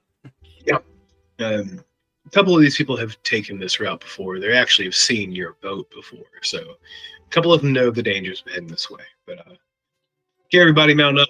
We're moving out. Everyone starts heading out to the vehicles. Do you still have any of your guys back at your base? No, we broke that entirely down. We're leaving town. Okay. We've got everything we need from here. We're making the exodus. He says, we're just not going by boat. Okay. He says, all right. Your scouts seen any sign of the reclaimed? Your scouts seen any sign of the reclaimed on the way down? They're buzzing like a hornet's nest. We're gonna Yeah. have to, we're gonna end up going through them no matter what. Okay. So then He's like, he points, he kind of thumbs back to the Bradley. He's Mhm. like, I got multi-round grenade launchers and a fucking 50 cal on the back of that thing. He's like, if they're stupid enough to stick their heads up, we'll take them right the fuck off. okay. So I'm guessing Bradley up front. We pack the civvies in the middle. Transport behind. Pretty much. And we'll ride behind the transport. And Okay. since we're gonna take the walkway, we're not gonna have to worry about many vehicles at all. Yeah. He says, so we should be clear sailing, and we should actually be able to get to a pretty good clip. So we should be there in just a couple of minutes. Yeah, it's my estimation. I like to judge my map real quick, and I gotta do a little about a little over 5.5 miles. You see, he pulls out a little handheld device, Mhm. looks at it, and you can see it says Garmin on it. He's like, "Yep, good estimate." Yeah. He drops it back into his website. He's like, "Yeah, everything up there still works." For now. I guess use it while you got it, right? He's like, "Most of them are literally on nuclear power." Well, as long as you can still connect, right? Yeah, no, as long as these things can juice up. Yep. He's like, Okay. he says, we also use these, and he pulls out like what looks to be a much larger version of a cell phone. It's a sat phone. So yeah. Yeah, and he's like, sometimes it gets a little spotty, especially when there's literal spun spots. He Yeah. says, but most of the time we can still make calls like no problems. We just don't use it when we get into urban areas because we don't have time to grab a cell phone. Here's out top of the table. That shit's gonna last like another year. Yeah. It doesn't last much longer. No. It's basically the infrastructure that supports it on the ground is what goes out. It the goes out. satellites will last for Yeah, fucking forever. decades. Yeah, but they go out Yep. relatively soon. Yep. Actually, probably the next 6 to 8 months. Mhm. Yeah. By the end of the first year, they were limited to strictly radio communication. Uh, All okay. He says, "All right, folks, we will meet you on top of the berm then." Yeah, we throw our bags in that we have our. We've been talking, walking, throwing bags in the back Oh, yeah. of the truck. As you come out, Frank is sitting in the driver's seat of the vehicle they found, and he Mhm. is grinning his ass off. What am I seeing? What am A I seeing? Brad? 1958 Ford Bronco with the removable hardtop with no hardtop on it, and it's done up on fucking 3-foot mutters with a jacked up suspension system. This thing could probably go through about 6 feet of water. Oh, and it has the exhaust that goes up into the side, not down the back. And Frank's like, I had to have it. I know it's louder than shit, but I had to have it. Oh man, we're running with two military grade noisemakers. Man, we'll be fine. I'm not worried about you. And it literally at idle, it sits there and it splutters because it's got the fucking 302 V8 in it. Yeah. So it runs like an actual muscle car. It's all sputter, Yeah. and it only will get smooth once you put the gas down. I see a couple walkers coming by, and I pull my spear out, and I just kind of. Yeah, and you can see that from where they came. You can see that like Mhm. cars have just been shoved out of the road. You Mhm. know, they just been using the Bradley to plow through things and Yeah. clear the way, and then everything came behind it. But you can see that's now cleared to kind of a big path, and there is Mhm. a large bank of walkers on the way. And as you're watching, the guy up top on the 50 Mhm. says, "Ear check." But and I kind of like I get down. Hey, everybody, Andy, hold your mouth open. Hold your mouth open and crouch as low as you can. Yep. And I down. He's got headgear on too, and he turns around. Everyone like gets in the same almost fetal position, and Yeah. then you can feel the thumps as this gun fucking fires, and you can see holes being punched into the actual blacktop on the street as the bullets are hitting, but the bullets like there's tracer rounds in the is loaded in the thing. You can see as the bullets go through, they just go through shit. They don't even stop. And like he doesn't even cap off like maybe 50 rounds, and then he just stops the spool and lets the spool down, and then he's like, you can just the fucking street is empty, and there's a couple of cars that are on fire. Yeah. And it's just like, and it looks like a carnal house because there are chunks everywhere. And of course, there are still walkers. Yeah, Like, yeah. There's ones that are just ripped in half. they're That are just like they're trying still to crawl trying to towards move. you. Yeah. Yep. Most of them just had too much damage done to them because the 50 cal round is so big and moves at such speed that if it gets within a few inches of you, it will tear off anything it goes near. It doesn't have to hit you. Nope. Fuck yep. Oh yeah, a friend of mine who was he was a Marine in Afghanistan. And he was like we had specific instructions regarding 50 cals. They were never to be fired directly at any infantry. It was against the Geneva Convention. He says, but my sergeant told me I wasn't firing at infantry. I was firing at their web gear. God damn it.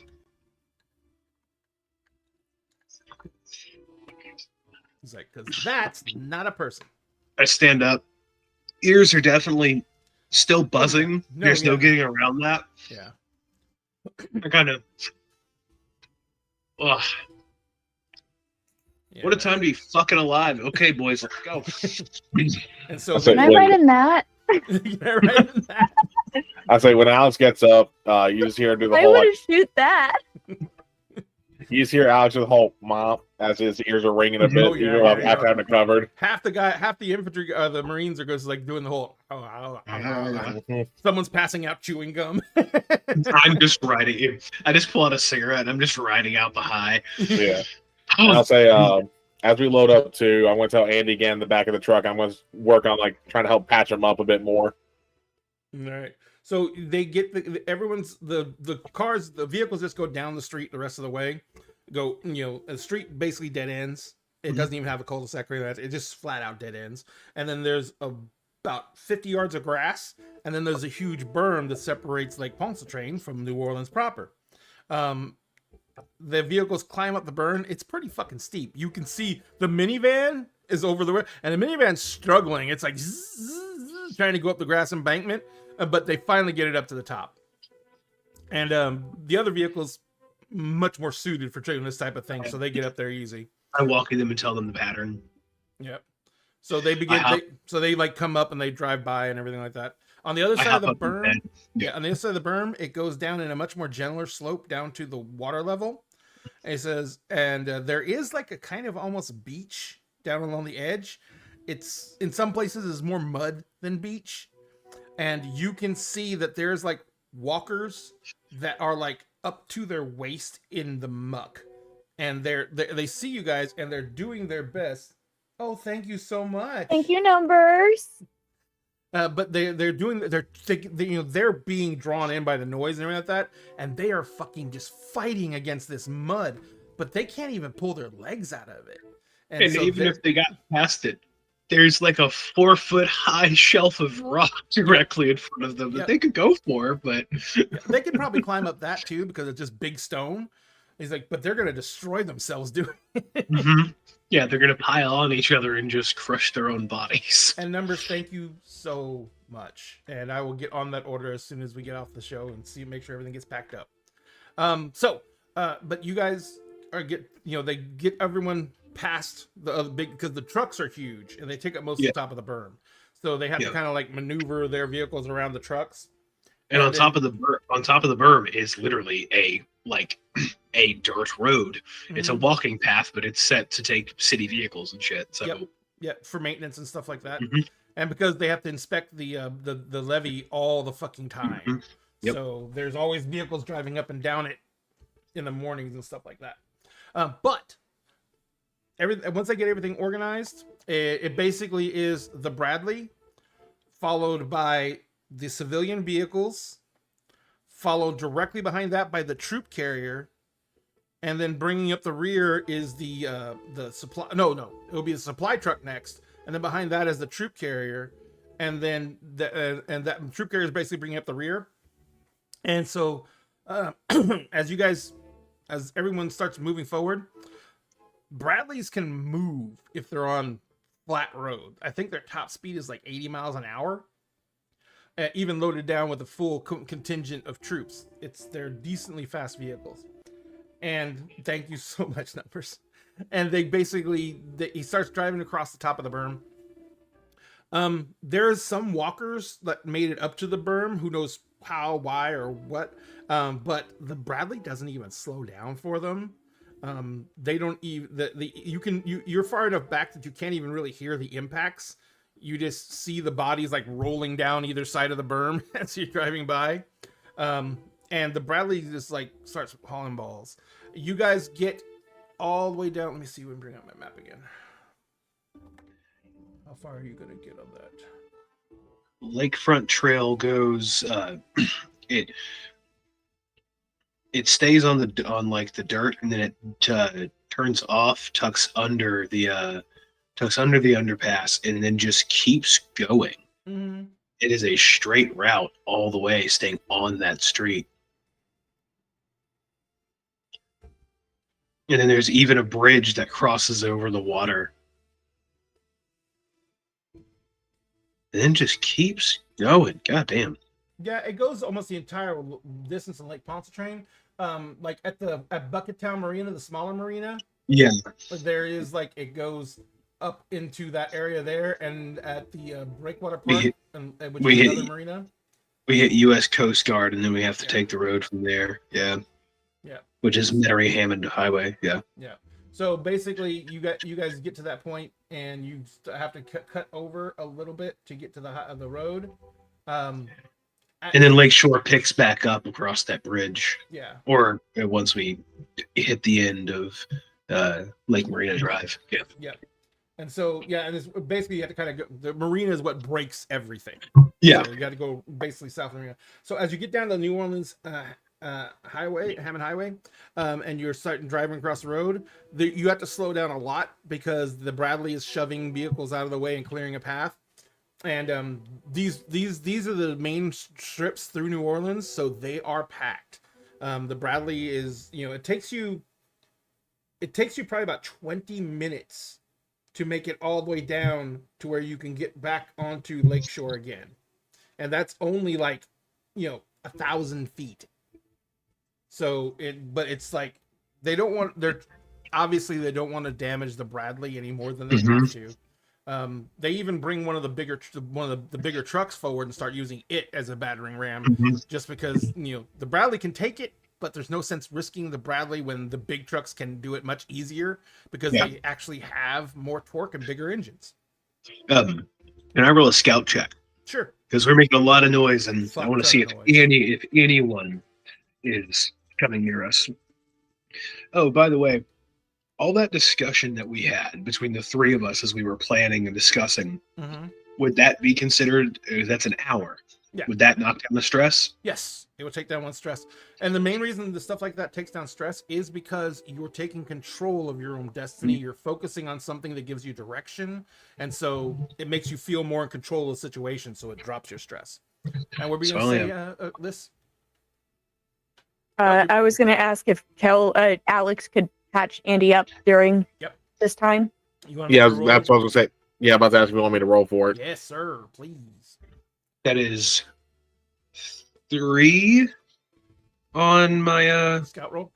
On my 3 on my standard dice, 1 on my only stress dice. Last stress dice left.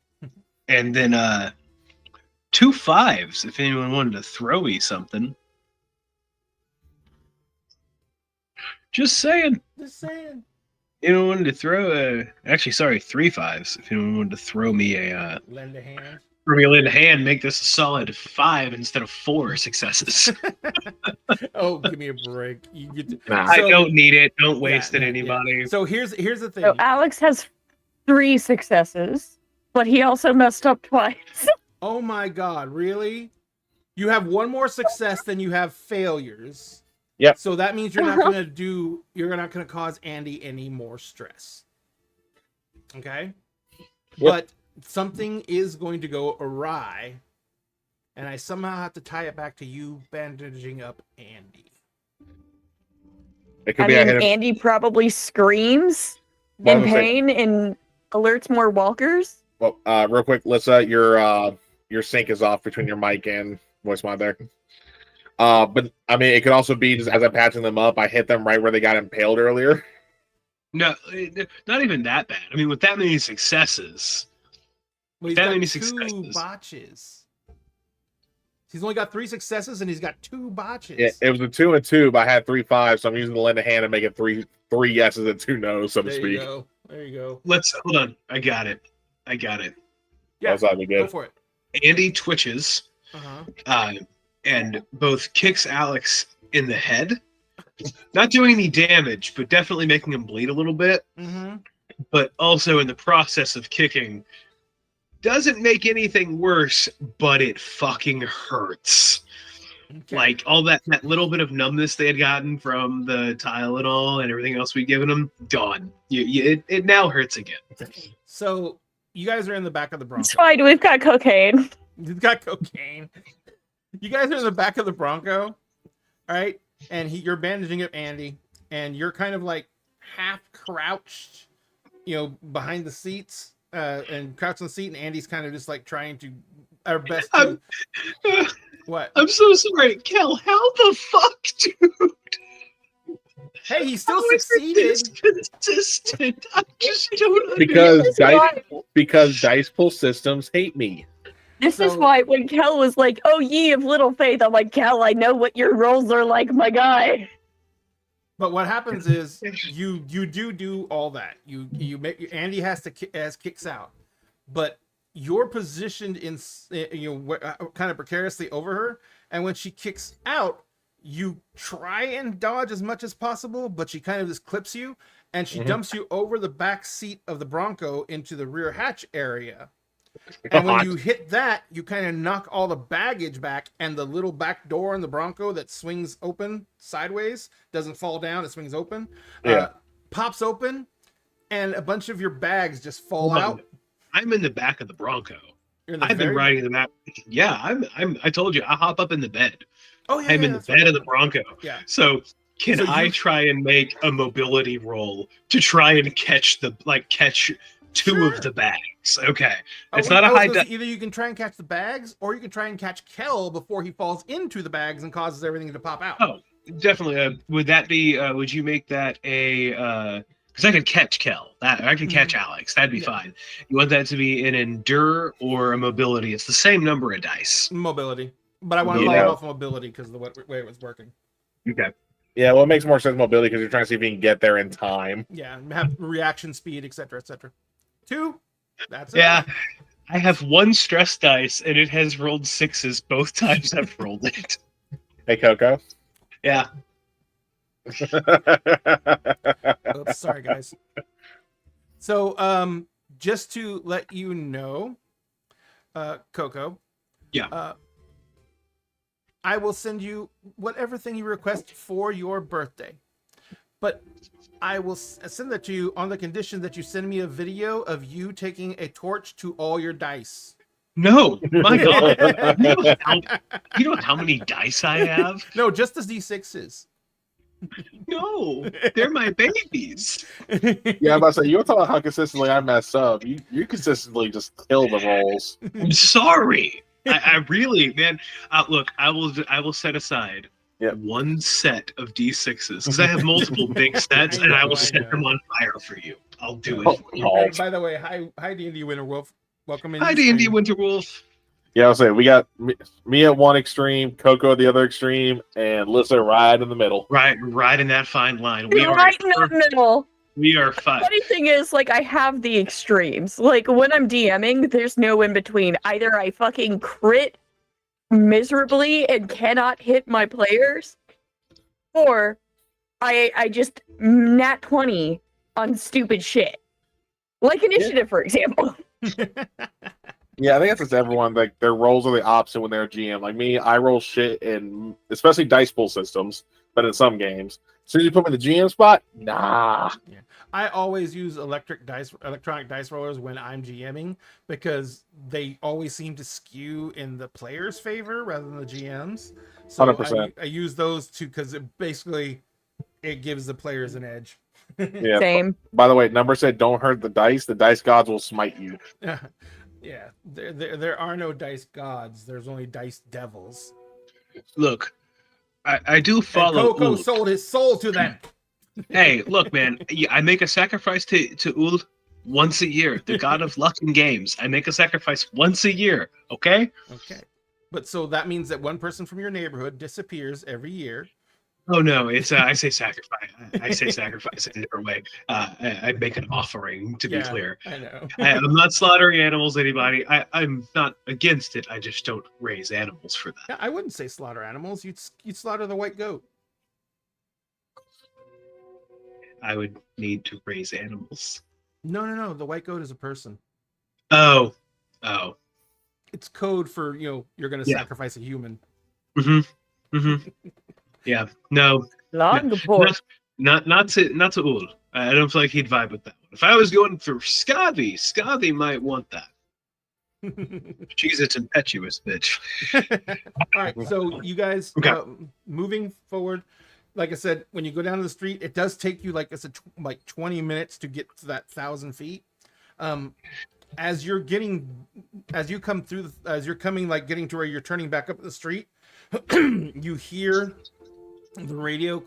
You see the trucks, and instead of starting to go back down towards the berm, they basically the truck the Bradley pulls off to the right, and the gunner's up and out, and he's out of the top and he's looking around, and then the Bradley the big truck with the troop carrier comes pulling around the line, and kind of parks sideways, and the guys start peeling out of the back of the truck. My scout roll, that really high fucking scout roll. Yeah. What So- do I see anything out and about? Yes, you see that there is on the buildings ahead of you. Mhm. This is like near the marina, so there's like a bunch of little shopping centers and everything out here. Mhm. There's like a multi-story shopping center. It's like 2 stories tall, right across from you, and you can see that on the roof of that shopping center there is several guys posted up top, Mhm. and you can see that at least one of them, well, one team of them, there's like 3 people, are sitting on a machine gun of some kind. Doesn't look as big as the 50, but it's a machine gun. I tap the radio. Everyone fucking down right now. Yeah, and actually, the commander comes on the radio. He's like, "Actually, we've got a white flag up ahead of us." Okay, because I'm radioed with the commander, but they're Yeah. not. Yeah. Yeah. Okay. Actually, we have a white flag. Apparently, I'm in the very back, right? So no one up front. They shouldn't be able to see me, right? Right. Yeah. Who do I see with white flag? Actually, you can't because all the vehicles are between you and them. So you could probably see it actually if you got down on the ground and looked under all the vehicles because they're high. Oh yeah, I'm gonna like hop crawl down. out of the back. I'm gonna take out those binoculars that I have. I'm gonna kind of get a look. You see a person I don't think you've seen before. Tall, skinny, gaunt. I saw him in town. I had Oh, you seen saw him. him? Okay. Yeah, Yeah, but you see that's why Jean-Baptiste. his people are why I booked out of New Orleans proper. Yeah. Seeing them. Yeah. You see Jean Baptiste is standing there, and he's got a white flag, Mhm. and he's got no weapons on him. He's standing out in the middle of the street.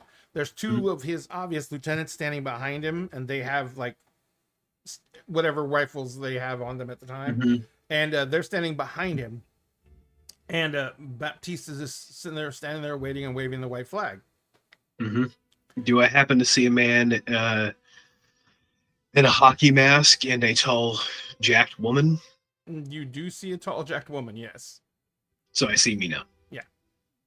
Cool. She's one of the actual 2 people with the gun, with the guns. You do not see what's his name though. I don't see Jason. Yeah. No. Can I see if I like focus up? Can I see the people on top of the buildings? Oh yeah, they're close enough to you can make some of them out. All of them are wearing animal masks. None of them are wearing Jason's Hockey distinctive- mask. Yeah. Okay. There is as you guys kind of fan out, or as the troops kind of fan out and they get into firing positions. Some of them hunkering down behind the trucks. Some of them Yeah. going down the edge going into the street. Getting in behind vehicles and everything like that. And they're firing out. They're fanning out in the usual formation of trying to create a large enough firing line. Mhm. Jean Baptiste says, "Ain't no reason for none of that." He says, we's just here to conduct some business." And the commander kind of like, there's obviously a loudspeaker on the Bradley. Yeah. And he gets on it and he's like, "You got about 5 minutes before the swarm that's probably on its way gets here." He's like, "And I don't think you're smart enough to talk your way out of this shit in that time." He's like, "So either you go ahead and open fire and you watch me level that fucking building with your men on top of it." He's like, "Or you get your dumb ass out of the way." Can I, while I'm hearing this, can I scan the road? There's another road right there with additional buildings. Can I, rolling with that for success, can I scan that as well? The buildings there. There is people moving through the alleyways, and you can see people going up top of the building. Jean Baptiste has about 60 people who follow him. Yeah. From your estimates, Mhm. there's like 30, 40 people moving through the alleys and everything like that. He brought most of his people. Liz, you're going to ask something? I was about to ask if I could use my scope on the sniper to see this. Oh, yeah, absolutely. Absolutely. I- I was going to I, throw your sniper out of the back of the truck, but, since Coco saved it. It's on me, thank you. It's not in the bag. In the front seat. I like crawl up into the, because I can see people moving on the roofs that could probably see me if they looked close enough. I Mhm. crawl up in the back of the Bronco, I pull myself up in the bed, and I inform them of what I've just seen. And I let Gus and Frank know Oh, as I'll well. give you one thing that you, Mhm. with 4 successes, you definitely want to notice this. The guys who are going up on the other buildings, on top of the other buildings on the flank, Mhm. most of them are carrying just, you know, ARs Rifles. and assault rifles and stuff like that, or just regular rifles. Mhm. As they're going in the building, though, you see one guy who is carrying what at first you think is a sawed-off shotgun, which doesn't make any sense. Mhm. But as he's going on the roof, he kind of has to throw it over his back, and his back Mhm. is presented to you. Yeah. And you get a clear look at it, and it is a grenade launcher. Okay. And he I has point- a bandolier on him with grenades on it. I point him out and I say, if anything pops off, Andy, that one right there. And I describe whatever he looks like. Yeah. That guy first. He's wearing like a gray hoodie. Mhm. He's got a literal Dino dog mask on his face. Mhm. Okay. And he's wearing a gray hoodie. He's got like baseball shorts on, you know, the ones that go just barely to your knees. Yeah. And then he's like he's got another rifle with him as well. Mhm. And the grenade launcher is strung across his back. But the biggest thing he has is he's carrying a really big backpack that Mhm. seems to be full of shit, and he's got a bandolier of the grenades like wrapped around his waist. Andy, could you hit one of those grenades? Maybe. Maybe. I'm glad we're on the same brain cell, Coco. I was like, what yeah. if I shot one of those and it exploded? Well, kid, if you can make that shot happen, make that shot happen. Keep low. Do I see anybody with binoculars? Anyone watching us specifically, or are they focused on the Bradley? They're focused mostly on the Bradley. Okay. Really, really focused on the Bradley. Oh, by the way, hi Matt. Matt Stormcrow's on TikTok. Hey, Matt. Hi, Matt. Okay, kid. Get to the. You're already in the back seat. Line up as best you can to stay on that guy. Got me? By the way, while this isn't happening, you can hear Mhm. that Baptiste has Yeah, been yeah. talking. But you know, you're far enough away to where if you're not really trying to listen, you can't hear what Baptiste is saying. He's not Mhm. using a megaphone or anything like that. Question: when that med check happened, would I have gained distress on that? No, because he actually No? succeeded. He wouldn't. Okay. You would not have gained a stress. You would have actually taken away a stress. He only needs one success to make it happen.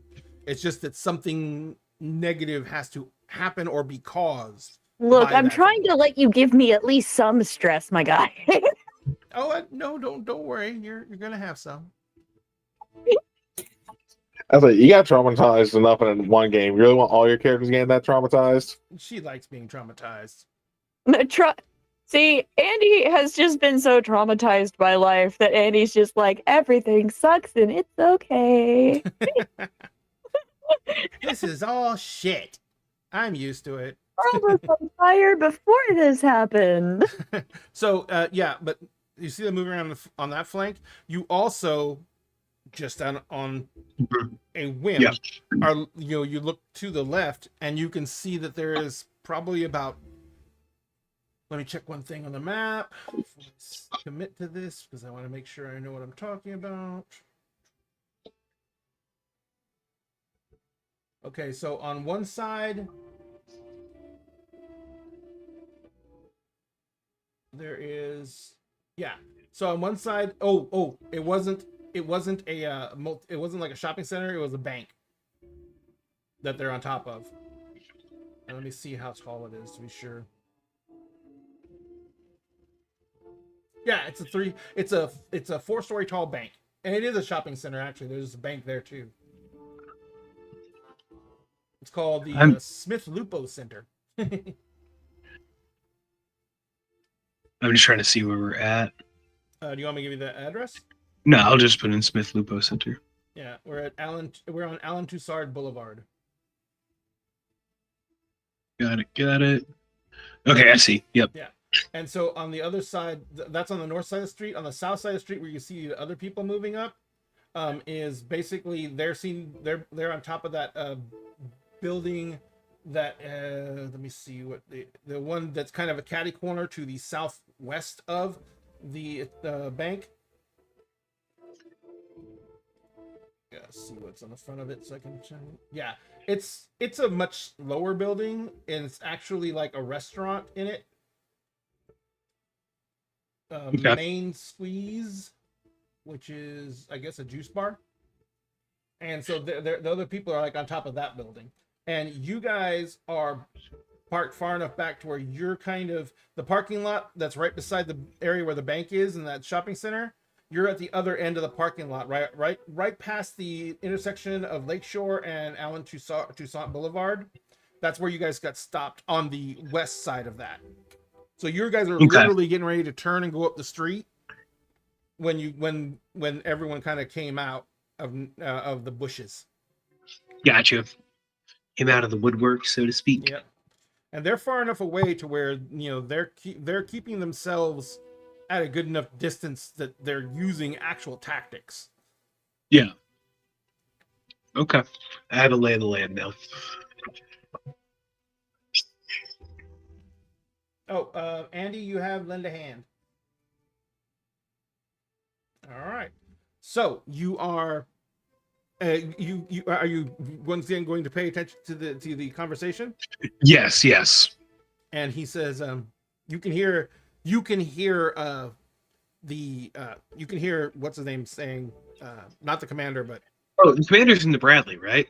He's inside standing the Bradley. outside the Bradley now. Yeah. He's beside it. He's not in front of it.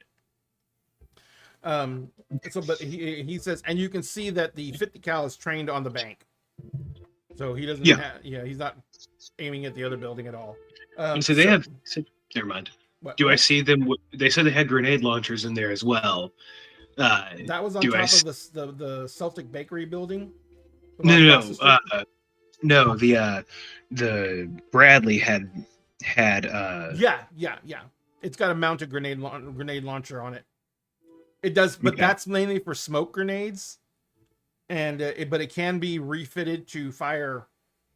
Not refitted. It can be reloaded to fire regular grenades, but it mainly just fires smoke canisters.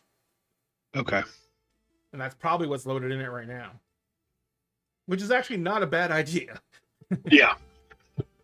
And up the street on it's actually West End Boulevard. It's directly beside Lakeshore Drive, but there's a Walgreens and everything like that.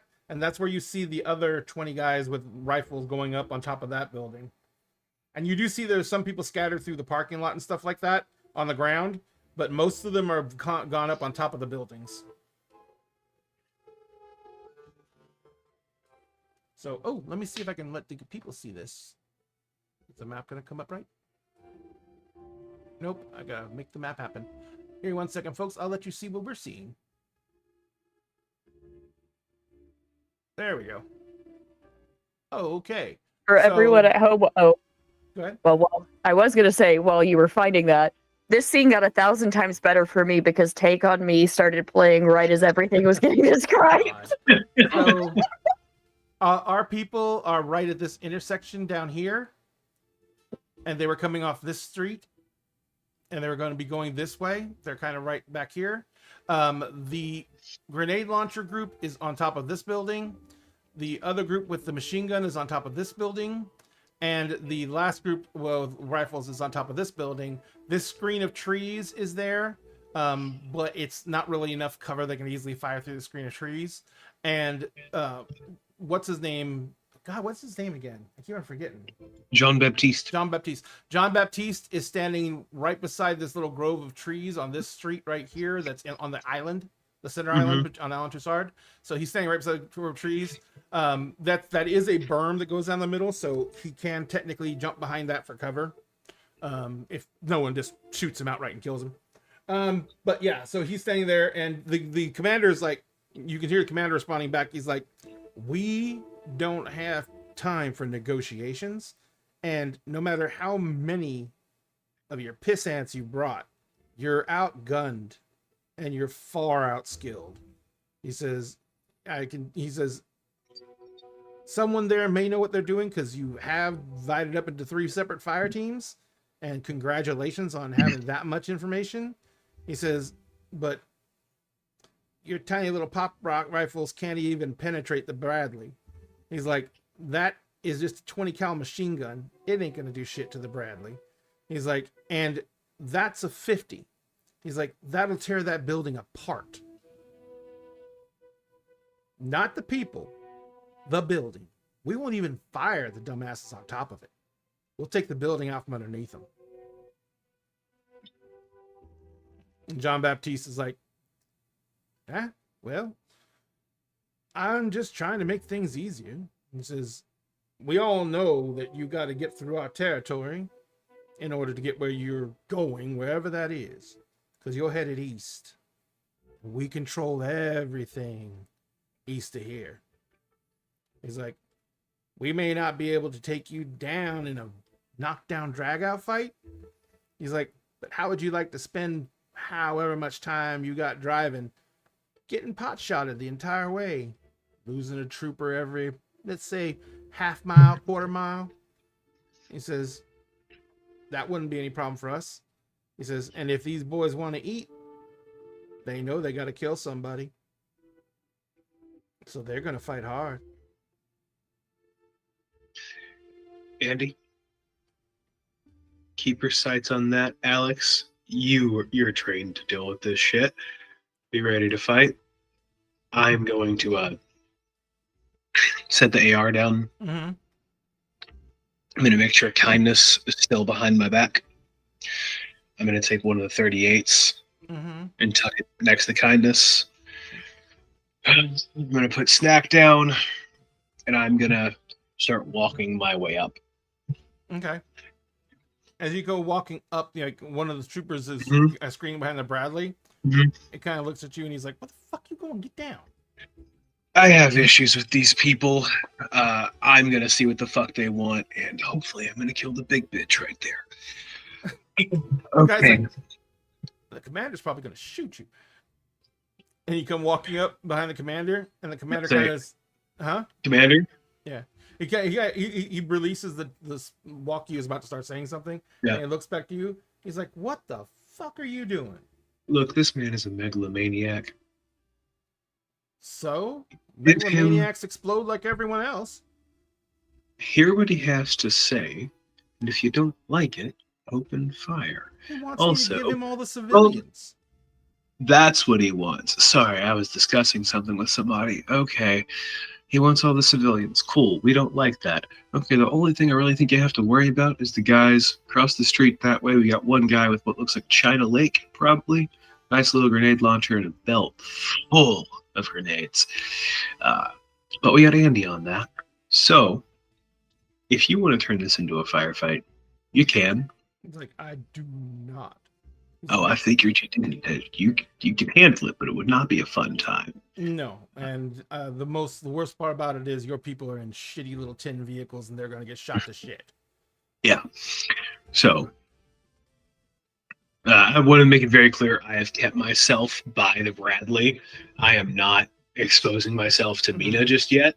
Yeah. Actually, when you go and start talking about the commander, this like steps back behind the cover of the Bradley to talk to you. Yeah. Because he's gonna he's taking his eyes off that situation, so he's not gonna himself out. And so he says, he looks at you and he says, "I'll get us past this." He says, "If it goes to a firefight, we'll do our best to screen you guys out." He's like, "Just get your people and start heading up Lakeshore, and just keep moving that way."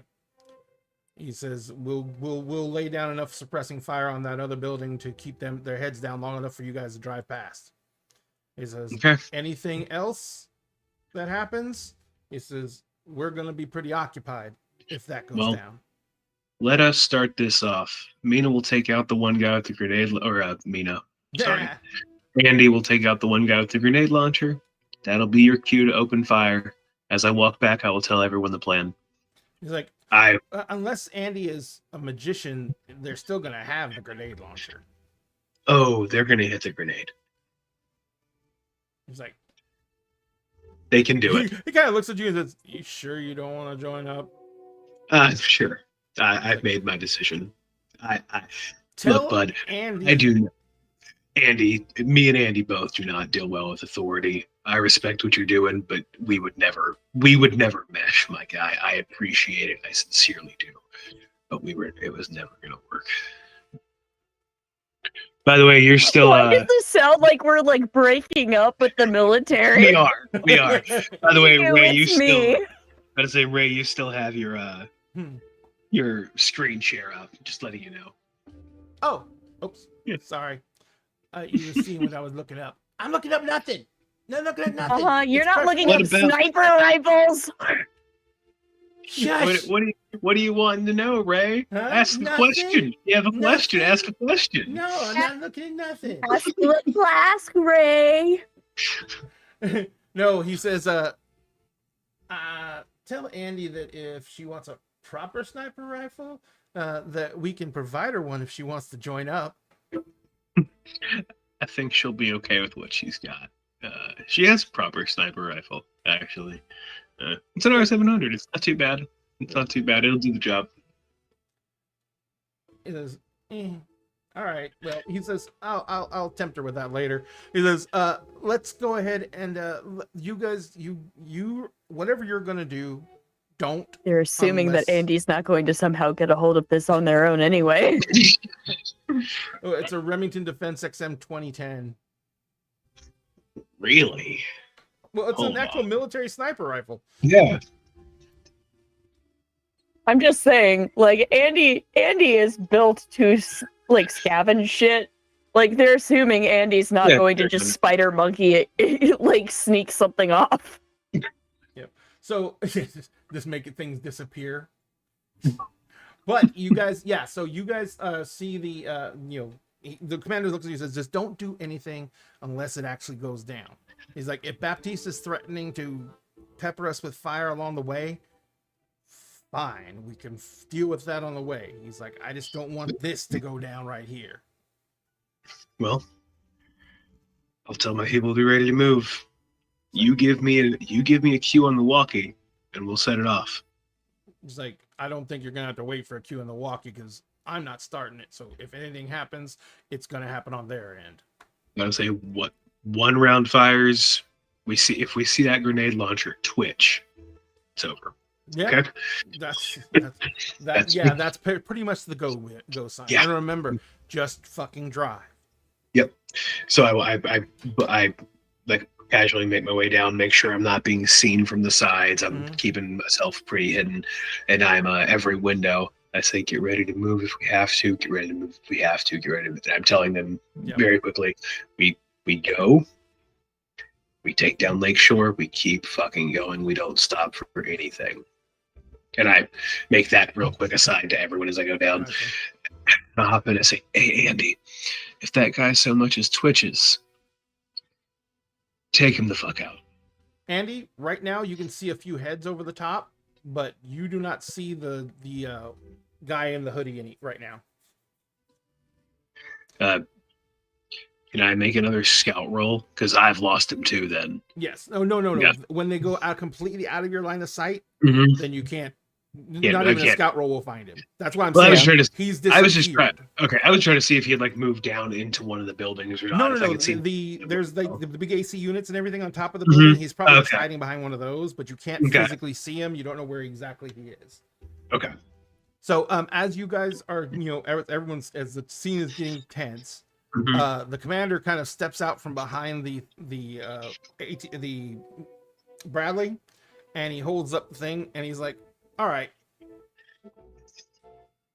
unless you want to lose a lot of your people, I want to see that machine gun packed up and withdrawn, and get your men down off those buildings." He's like, "You have the count of 5." He's like, "And then if you don't," he's like, "I'm gonna level that building in about 2 seconds." He's like, "And then I'm gonna kill all the rest of you." He says, "So what's your choice?" And Baptiste looks at him and goes, "I mean, I don't want to get in no firefight." He says, "You obviously got the superior weaponry. But I can't be backing down now. I done this out in the public light. How would that look?" Someone put a knife in my back sooner than I could spit.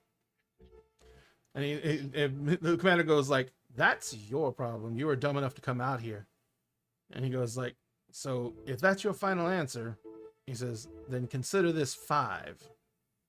And John Baptiste says, I don't think that you want to do this. And he goes, As soon as I hear him counting, I have that AR back up, and I am just pressed against the side of it, waiting for a head to pop up behind that wall, and I'm taking my first shot. and he goes, 4. And Baptiste says, you gotta be serious about this.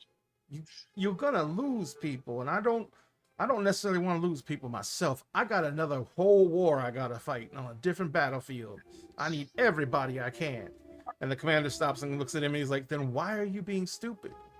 And he's like, he looks at him and he's like, you understand the way to command, sir. You understand that you cannot afford to lose the respect of your men. He's like, these people follow me out of fear. He's like, if I can't inspire that anymore, I'm a dead man. So I might as well die here in the street with my head splattered all over the place rather than die running. And the commander says, 2. And right as he says 2, there is a crack. And there's just a spray of blood against the side of the Bradley. Mm-hmm. And the commander just crumples. And all fucking hell breaks loose. All right.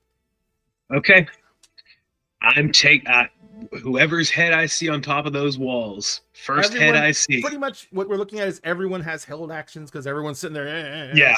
Yeah. The rounds start capping off. The soldiers, very disciplined. They're advancing fire. Somebody comes out of the Bradley and automatically starts just dragging the captain back. Kel, what were you gonna say? Well, I was going to say, what I haven't seen where like the commander got shot, like was it like headshot or you saw the spray come out the side of his head?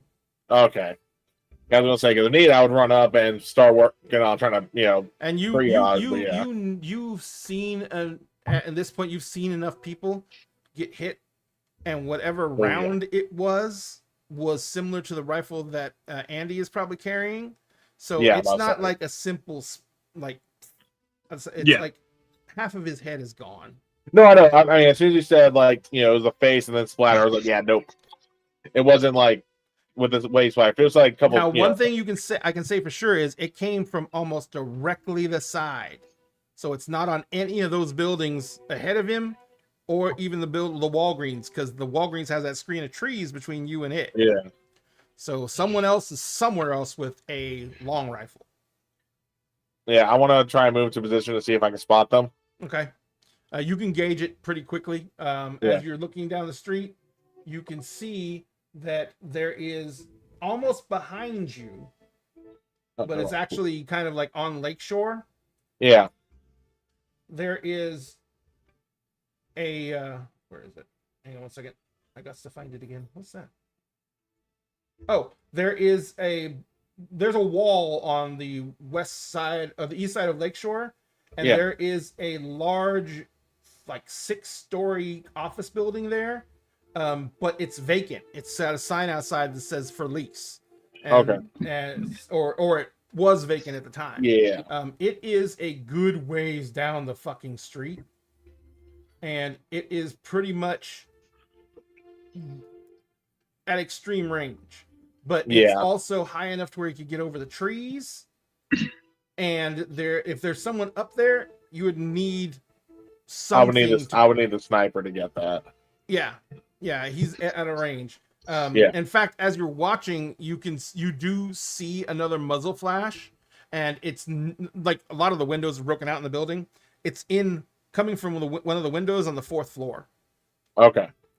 So the 50 cal opens up and no one can hear fucking shit anymore. And true to his word, the 50 cal opens up on that bank and it doesn't even dance upwards.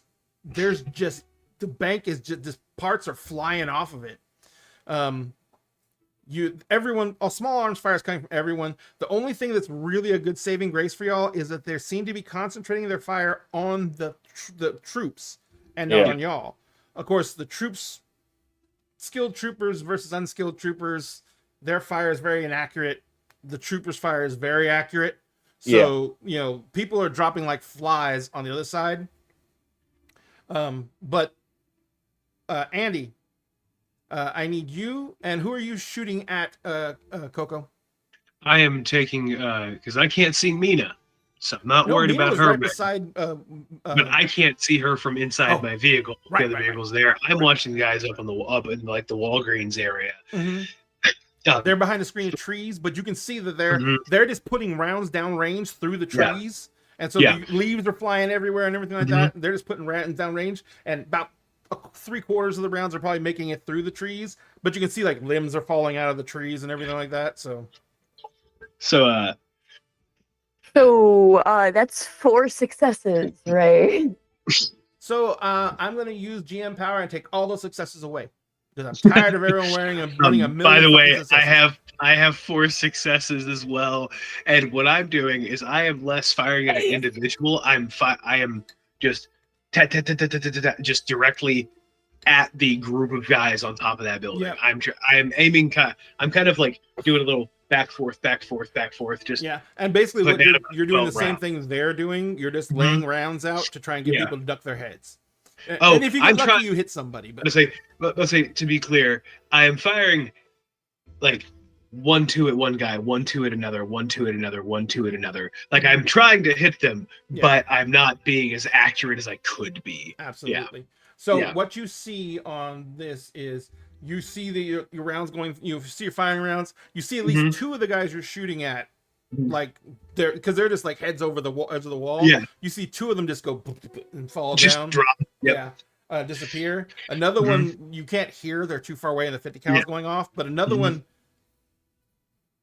like something happens. He pitches and rolls, but you can see that you can see his arm come up as he grabs the ledge, and but he's still moving back there. Yeah, he just got hit by something. Roll 2, double tap. Not this fight. You Andy, as you turn and you got the sniper and you're looking, you see the guy with the grenade launcher, and he pops up from behind one of the coolant things, and you see him, he pulls the trigger, and then he looks at the grenade launcher and nothing happens, and he literally snaps the grenade launcher open, grabs the grenade that was in it and tosses it, grabs another grenade, puts it in, and as he's holding it in his hand to put in the grenade launcher, that's when you just cap it as it's in his fucking hand. And there is just a crump and it's a crump, and then a rapid succession of hundreds of crumps because the backpack had more grenades in it. Had a feeling. Yep. And so now that building doesn't exist. It's collapsed it on itself as they've all gone off. And beautiful. Everyone who was Andy on top is of that very building proudly looking at their handiwork through the sniper and going, nice. I pat you on the back and I'm like, I fucking love you, kid. God damn, that was good. I just love the fact that he took the grenade. He's pissed off because it's a dud. He tosses it, grabs another one, and then boom. Okay, and I hit the radio. Everybody fucking move now. The one problem. Well, I was gonna say, since I was trying to move up, the Palo Alto commander. Do I have a clear line on Mina at the moment? So you're out of the vehicle? I mean, I was where would give me the best view to see where the sniper was. Oh, you wouldn't have to get out of the vehicle to see that.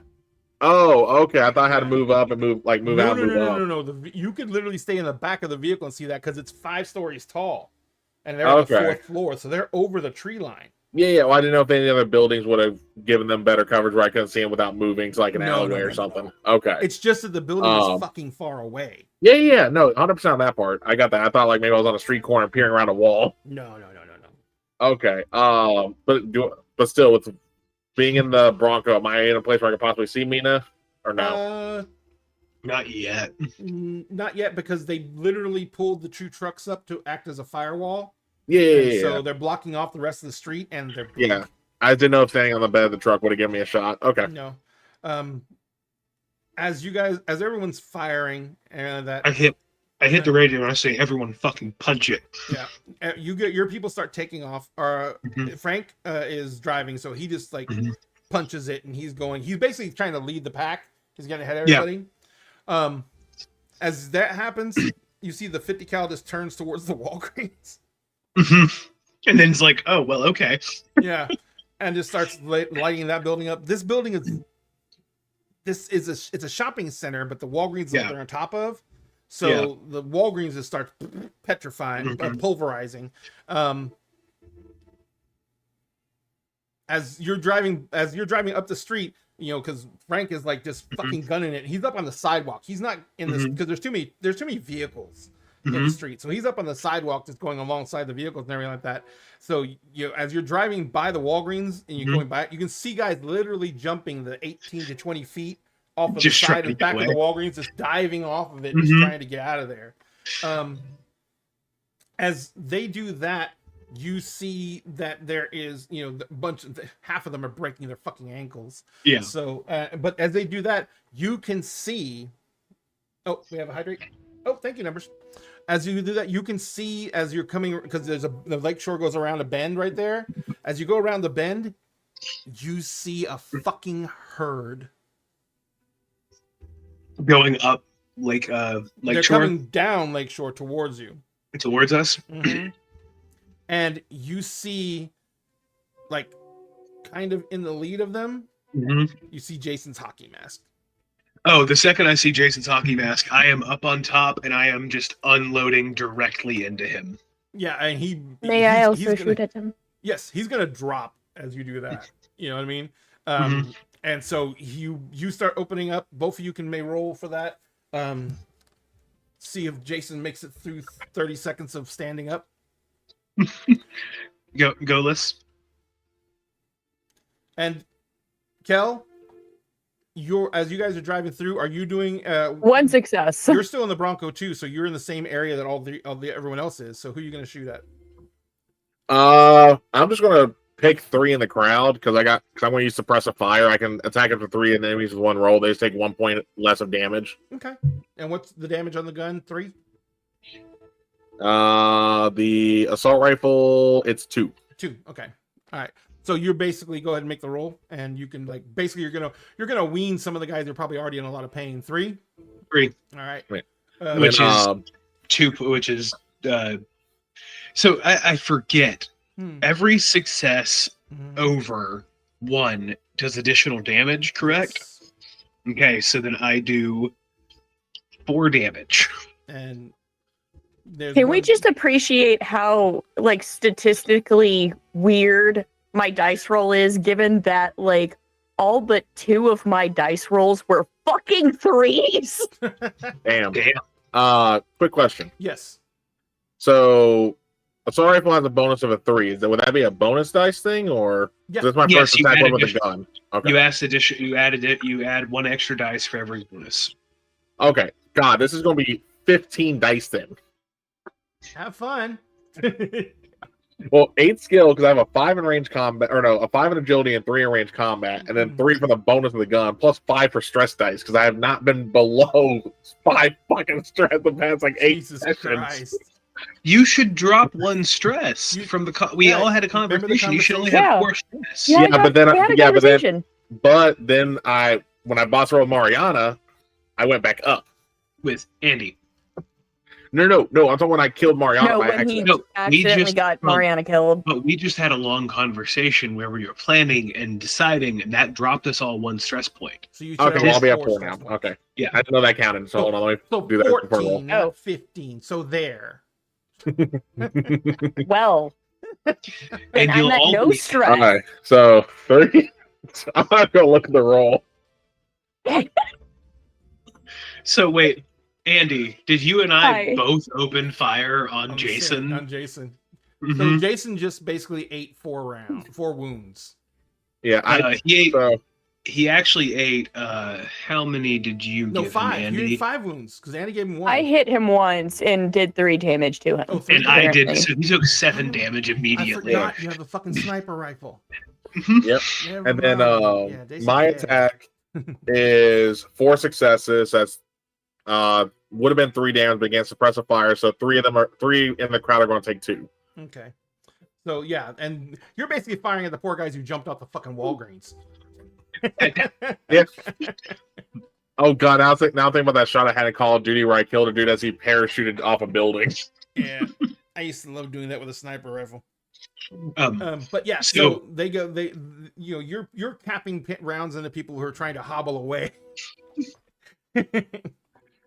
And the wall above them and behind them is like being blown out as the 50 cal rounds are going through it. So they're getting shot at from the side. They're getting debris falling on them from the behind them. It's the worst day they've ever really experienced. Real Life quick, is I'm going to a look journey. Life is a journey.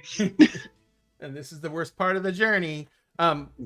So as you guys are moving, you hear the engines of the big vehicles are all like kicking on, and the Bradley is moving and coming up the street. It's coming up the street from behind you.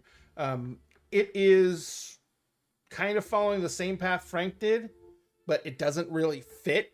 So it's like scraping along the sides of the buildings right there and tearing off all the awnings and everything like that. But he's doing it. They're doing it so they can get by faster. Yeah, Coco, you and Andy, just almost simultaneously. Seriously. Yeah, Like- Coco, you're on burst fire, so you like just and you see this Yeah, I like, just 3 dots light up on his chest, and then Andy just like kaboom, it's right through the ski mask.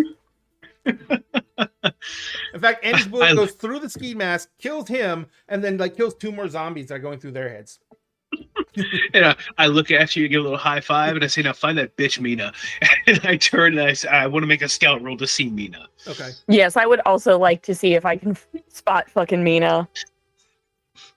We're ending all of them today. This is it, bitches. I got a success. And if someone wants to give me a lend a hand, I have to.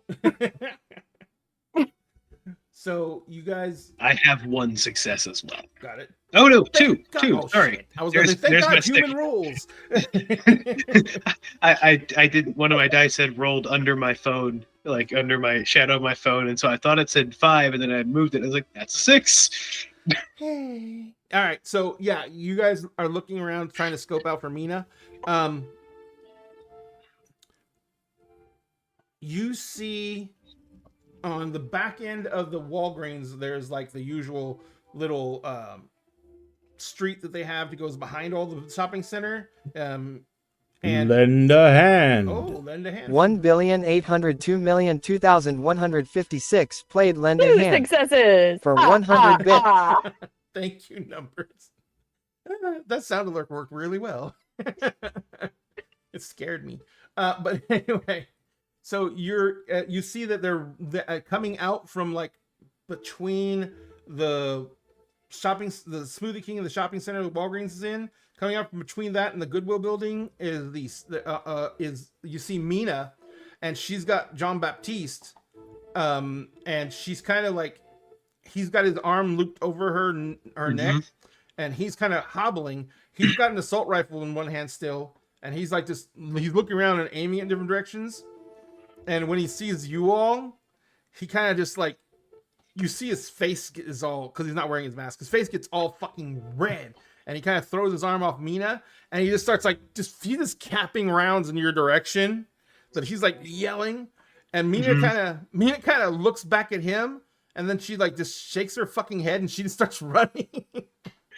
Which direction is she running, and is she close She enough is for me to much- pop? She's close enough to be shot, and she is running towards this housing development that's just to the east of the Walgreens. If you can see the map, it's Cameo Street. I feel like she is much more into her own survival than Jean Baptiste is. Oh, she always was. Yeah, and in her eyes, he's being a fucking idiot. So I mean, he is. 100%. So she's heading like through that green there and towards Cameo Street. no, she was on the other side of the Goodwill building. She was that little breezeway between the Goodwill building and the shopping center the Walgreens is in. That's where she and John Baptiste came out of. And then when they got onto Sapphire Street properly, that's when John Baptiste saw you guys and did the whole roar and started firing at you. And then that's when Mina was like, "Oh fuck, he's fucking insane," and ditched him. I tap Frank. I say, Frank, follow her. Our best route is to go through that neighborhood to get up Lakeshore right now. And Frank's like, "All right." He spins the wheel, and you almost have to turn around at this point. But Yeah. he spins the wheel, and he's cutting through the parking lot. And everyone's following him, so people are going over curbs and over the berms and everything like that. The poor fucking minivan is just like, how the fuck is it surviving? You don't know.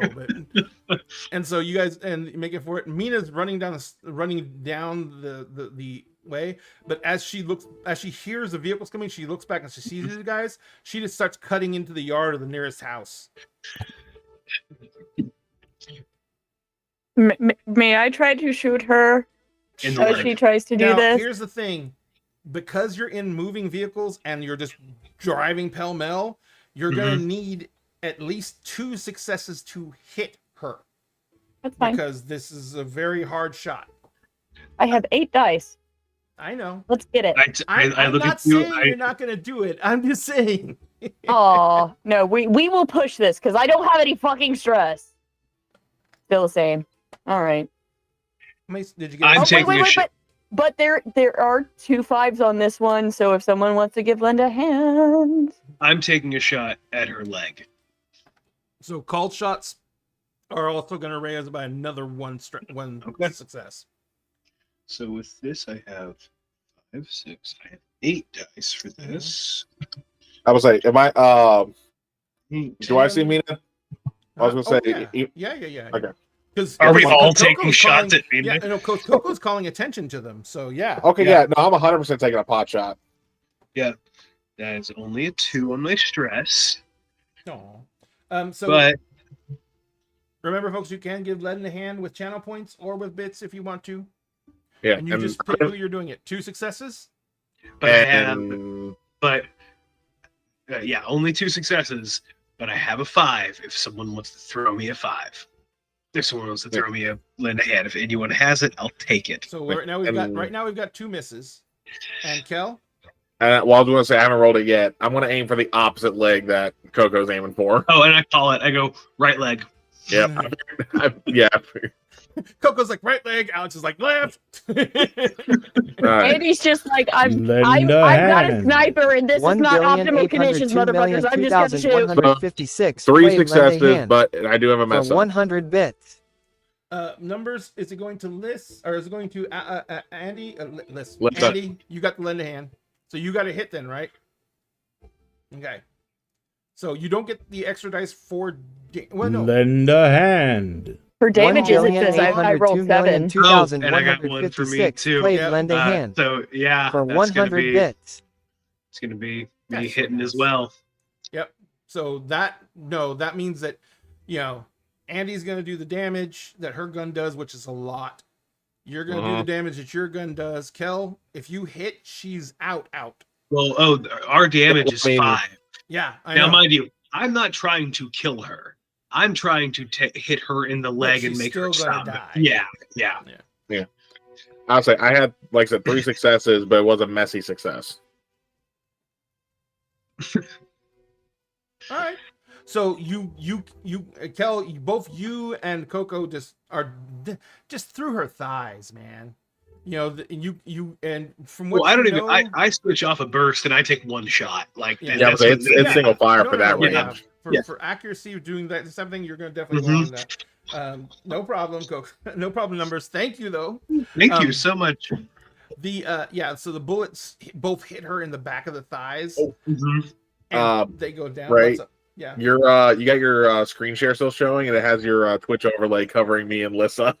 Yep. Sorry, guys. I'll turn it off. I wasn't noticing that because I was focused on the chat until And numbers it's an said it. infinite. It's an infinite. It's an stat. infinite screen. So There we go. yeah. So you basically have you guys both cap her, and she's like just falls down on her knees, and then Andy just Andy was aiming center torso mass, but when she fell down, basically Andy was aiming at the back of her head. And so the bullet just goes, and you don't see it because it's from the front, but there's a bunch the splatter Yeah. just across the ground. Yeah. Now when You I see guys that just she- hear Andy go 2 points. 2 points. So Alec is not one for normally that kind of card, but considering what Mina fucking did to him in the settlement, he just turns to Andy and just puts his hand up for a high five. it's a round of high fives, and then I turn on her body and I just empty the rest of my mag at her. I've got too much. Yeah, as you're doing that, Bradley comes up by, and you see there's no one in the 50 cal spot. Yeah. But the 50 cal still turns Yeah. and just starts going, and basically John Baptiste disappears as he's torn to pieces by a lot of big rounds. We changed the future, guys. Yeah, Well, we say, hey, you're probably look, never coming back to New Orleans anyway. Yeah, we potentially saved New Orleans, guys. And as you're doing that, you're driving towards the subdivision to try and cut back, and it's following you. As you get there, you see on the very far end of the street, you see that there is like another mass of walkers that has been that is now coming up the street, but you can see that they kind of fill both directions on the street because it goes into a T in the neighborhood. Yeah, and they fill both directions. So this neighborhood is been packed with walkers. I tell him, hey, back it up. Hit Onyx Street. Your I'll catch up. Your radio clicks, and you hear. Remember the lieutenant who was next in command. He's like, stick to Lakeshore. We'll clear the road. Okay, we back up and head back to Lakeshore. Yeah. Go for it, Bradley. And Bradley's already still going down the thing towards Lakeshore. Oh, they're just going down Lakeshore. Yeah, and then you just see the 50 cal turn back around, and you see actually the grenade launchers are on either front bounce mounts, and there's 3 of them mounted facing outward, but only the center ones go off. Yeah. And you see these shells just go launching over, and when they hit, they don't pop smoke. They're they're explosions, and walkers just go flying. And then the 50 cal opens up on top, and it's the same thing as it was in the other street. The only thing is there's more walkers here. Yeah. So the bullets eventually stop much sooner. It's just too much. It's too much meat. Yeah. But there's no real way that they're not going to be able to cut through all this. Because even if they run out of rounds for the 50, they're still going to use the trucks. Yeah. And so this is just more like it slows you down. Yeah. So as they're getting through this and they're kind of driving over what's left of everything there. That's the worst thing about this for the other vehicles, because those streets are now just filled with bodies and parts of bodies. And so the minivan cannot go forward. So what ends up happening is the soldiers pull their big trucks over. Yeah. They set up a little perimeter real fast. They begin loading everything out of the minivan into the back of the truck, and they put everyone from the minivan into the back with the other truck with the other soldiers. The other vehicles, it's a shitty ride. Yeah. But they're all got high enough clearance that they can make it over this. It's just a really shitty ride. And us in the Bronco, we're fine. Yeah, the Bronco and the big monster truck are completely fine. Man, the monster truck weighs so fucking much, it just flattens shit. The monster truck go first and go between Bill's truck, the Bronco, and the American flag truck. We're all doing fine. We're just it's the Suburban that's not handling it. I love how this is just the picture of redneck America that's surviving in the post-apocalypse, just like, yeah, no, we I'm We going did to it. tell y'all right now. Once we get to that marina, I'm burning the American flag truck. I hate everything about it. Mr. Dark, were you talking about the 50 cal, or were you talking about the sound alert? No, it was the screen where you shared your screen earlier. He was making a joke. Oh, gotcha. No. I was just being ADHD, and I forgot it was up. Because literally, I have a setup to where I have monitor, and then a TV up there, and my OBS screen is on the TV up there. So I don't look up at it every now and then as often, because this is the important screen. Fuck this fucking fuck. Yep. All right, so yeah, and actually, come to think of it, with the Bradley moving ahead, followed by the two heavy trucks, you could probably actually get the minivan down this street. Yeah. Because Yeah, I they'd was be about to ask basically that, 'cause- driving over what the equivalency of would be of oatmeal. Yeah. Pretty So much. but it's going to be traction becomes the problem, but Yeah. we just go slow enough, and we're going slow anyway. Yeah, and then if anything happens with a minivan, one of the other vehicles can just push it. Yep. Until it gets Yeah. traction again. Yep. So, yeah, no, the minivan can make it, so they wouldn't have to do that. So Yeah. it doesn't slow you down that much. Yep. Yeah, I'm about to say, 'cause the Bradley weighs a literal ton. Yeah, no. The Bradley smashes Multiple everything tons. flat, and then those other trucks weigh like 4 tons each. Mm-hmm. So, and they can carry like 10 tons worth of gear. So yeah, it's bad. So yeah, you guys are making a beeline for the marina. As you guys get to the marina, there's not a bunch of other incidences. You don't see any more of the what's his name? John Reclaimed. Baptiste's group, the Reclaimed. Yeah. You don't see any more of the Reclaimed. As you get to the marina itself, you know, they kind of pull off the two trucks at the opening to the marina. The soldiers start piling out. The commanders, the lieutenant starts barking orders. They set the perimeter. A squad actually, without even you guys asking, a squad goes down and starts clearing the area around the harbor where the pier is, where the stall is, where the boat is. Yeah. They're just like, they're going through, and if there's any walkers, they're taking them out, doing everything they can to not use guns. Yes, Kevin.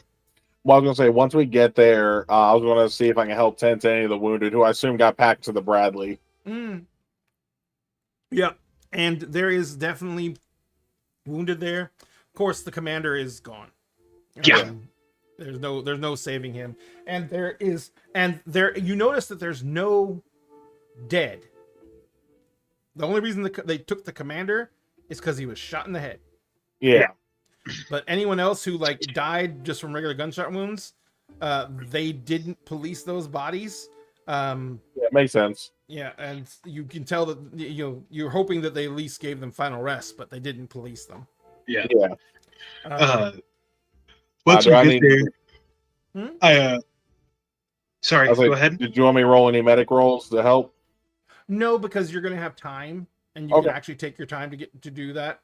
So, because they're going to go secure the boat. It's going to take them time to get the boat set up so it can run again, because they literally fucked with it, and they're going to have to undo what they did to make sure that no one can get it started. Well, armed walkers were just made. But yeah, so they basically go through and they're doing that. You're helping out with their medical corpsman, who happens to be the same little guy that was in the tent doing the field research. Everything is quiets down. Like once they turn off the Bradley and turn off the big trucks, it's like almost fucking eerie silence. Yeah. Like the biggest thing you can hear is that there's walkers obviously being attracted by all that noise, and you can hear them moaning and moving around up above the causeway. Yeah. But if they come over the hill, there's not much that they can do to get at you with all of the firepower that's here. In fact, most of them don't even get shot. Most of the guys just walk up and bayonet them. And so they're holding this position, giving everyone time to get situated. Of your people,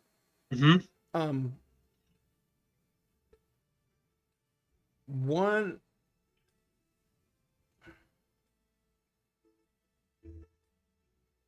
What's his name's wife? The guy who had the big monster truck? Phil. Yeah, Till. She took a round in the shoulder. It was more like it was actually when you guys went up the street that you came into and got noticed by anything. And he said it came through the back window.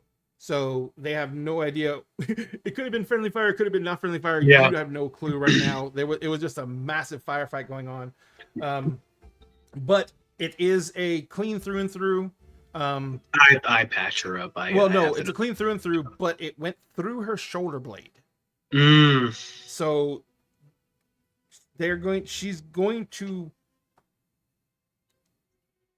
she needs fucking x-rays or something, because you don't know how bad the damage is to that shoulder blade. And right now, you know, it's like after a gunshot wound, all the muscle groups are traumatized, everything's swollen up to all hell, so you can't really tell how bad the damage is to the shoulder blade. So you guys do the usual thing: you patch her up, stop the bleeding, you take that fucking arm and you just strap it to her chest. You know what I mean? You put her like in, you leave her on the ground. You have to help her down out of the truck, and you leave her on the ground just because it would be too hard to even. There's no way she's getting back in the truck. Yeah. You know what I mean? And so as you guys are all sorting all this out, the lieutenant comes up to the three of you and he says, he says, I called evac. He says, we are going to be dust up in probably about an hour. He says, we're going to have the boat running. It is, and we had already had the tanks capped off. He says, and I had the boys go get two of the 50s of fuel and put them on the boat. So you guys should have fuel for weeks, at least a week. He says, I know you're headed for Slidell. He says, we came down through that way. And he says, we went on the bridge on 90. He's like, because it's much smaller and there was less traffic on it. It was still packed, but there's not as many walkers on it. He says, and that's how we got the stuff these vehicles into town. He says, but Slidell is fucked. In what way? He says, whatever happened in Slidell, it was more like they had a very violent incursion there that killed a lot of people, but not in the way we needed them killed. So the concentration of undead in Slidell is fucking ridiculous. What we think is that, once the shit hit the fan and everything started going crazy, we think that the civilians basically were just indiscriminately killing each other. They might not know what was going on. And apparently everyone in fucking Slidell is armed. Yeah, they have like 8 gun stores in Slidell. He's like, yeah, because everyone, there's bullet holes in everything. Yeah. He's like, so they basically just killed each other. Is there anywhere in particular they're more concentrated at? When you come into town, when you come into the marina, depending on which side you go in, he says, I would use the one that goes by that ends up in the condos, and not the one that goes into where all the housing is with the private docks. He says, because the one with the condos has bigger areas where there's no buildings around that you can make port and get out. He's like, because you don't want to get out near any of the fucking buildings, because there's dead in almost every single fucking one of them. And if there's been any type of weathering or they've done any damage, they could be out in the street. They could be, don't go in near any houses if you can help it. He's like, and stay away from buildings in general. Because you can just assume that every single building in Slidell has some kind of fucking undead, or some kind of dead in it. He's like, so just stay on 10 if you can. It is a mess. And you're going to be traveling by foot by then. He says, but stay on 10 if you can. And exit through 10. He says, if in absolute honesty, there's nowhere good to get out on that side of the river. It says, but if you can make it down to the Pearl River and go up the Pearl River about half a mile, he says it gets shallow enough and narrow enough where you can go on the shore, and about that distance you're going to be near the parkway, which is 10 again. He's like, and it should be when we drove in, it was fairly empty in that area. Like, there's still cars, but not packed where you can't get through them. He's like, so if they can drop you off there and then come back out the inlet, he says, that's your best bet. So you bypass Slidell altogether. He says, getting supplies in Slidell might not be worth the risk. Where's Pearl River on here, Ray? Give me a good. Go to the Louisiana-Mississippi border, and it is the river that makes up the Louisiana-Mississippi border. Like, go from Slidell, go directly east, and go along 10, and it's where the Louisiana-Mississippi border goes. I see. That's actually the Pearl River. Okay, I see it now. Yeah, I got it. And he says, so if you can get on there, he's like, most of the towns around there are small. He's like, you're not gonna have to really worry about anything until you get all the way out to like Gulfport. He's like, and then Gulfport is fucking gonna get nasty again. Well, that's if we head that direction at all. Okay. Yeah. You can also take some of the little crossroads, the country roads, and get back out to 59 and go north.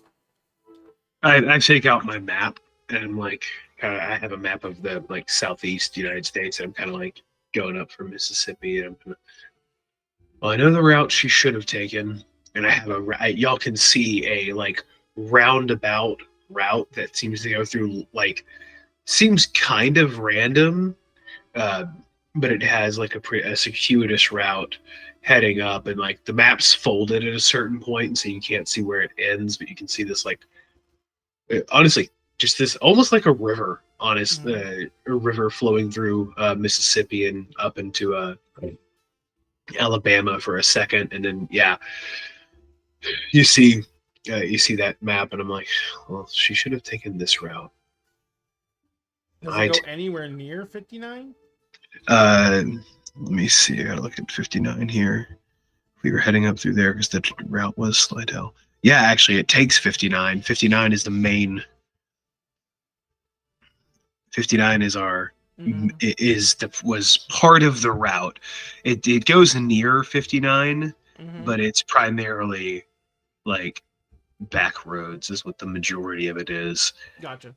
It would be 59 to Nicholson is where we'd hit, so taking 59 would work. Gotcha. Yeah. Well, thanks for the. Actually, you would literally be getting, if they took the boat all the way up to 59, you'd be getting out of the boat in Nicholson. Yeah, I know. I just saw that. Yep. What a quinky. Yeah, that worked out. Where I'd be getting out. I'd be getting out on the road that we would be actually.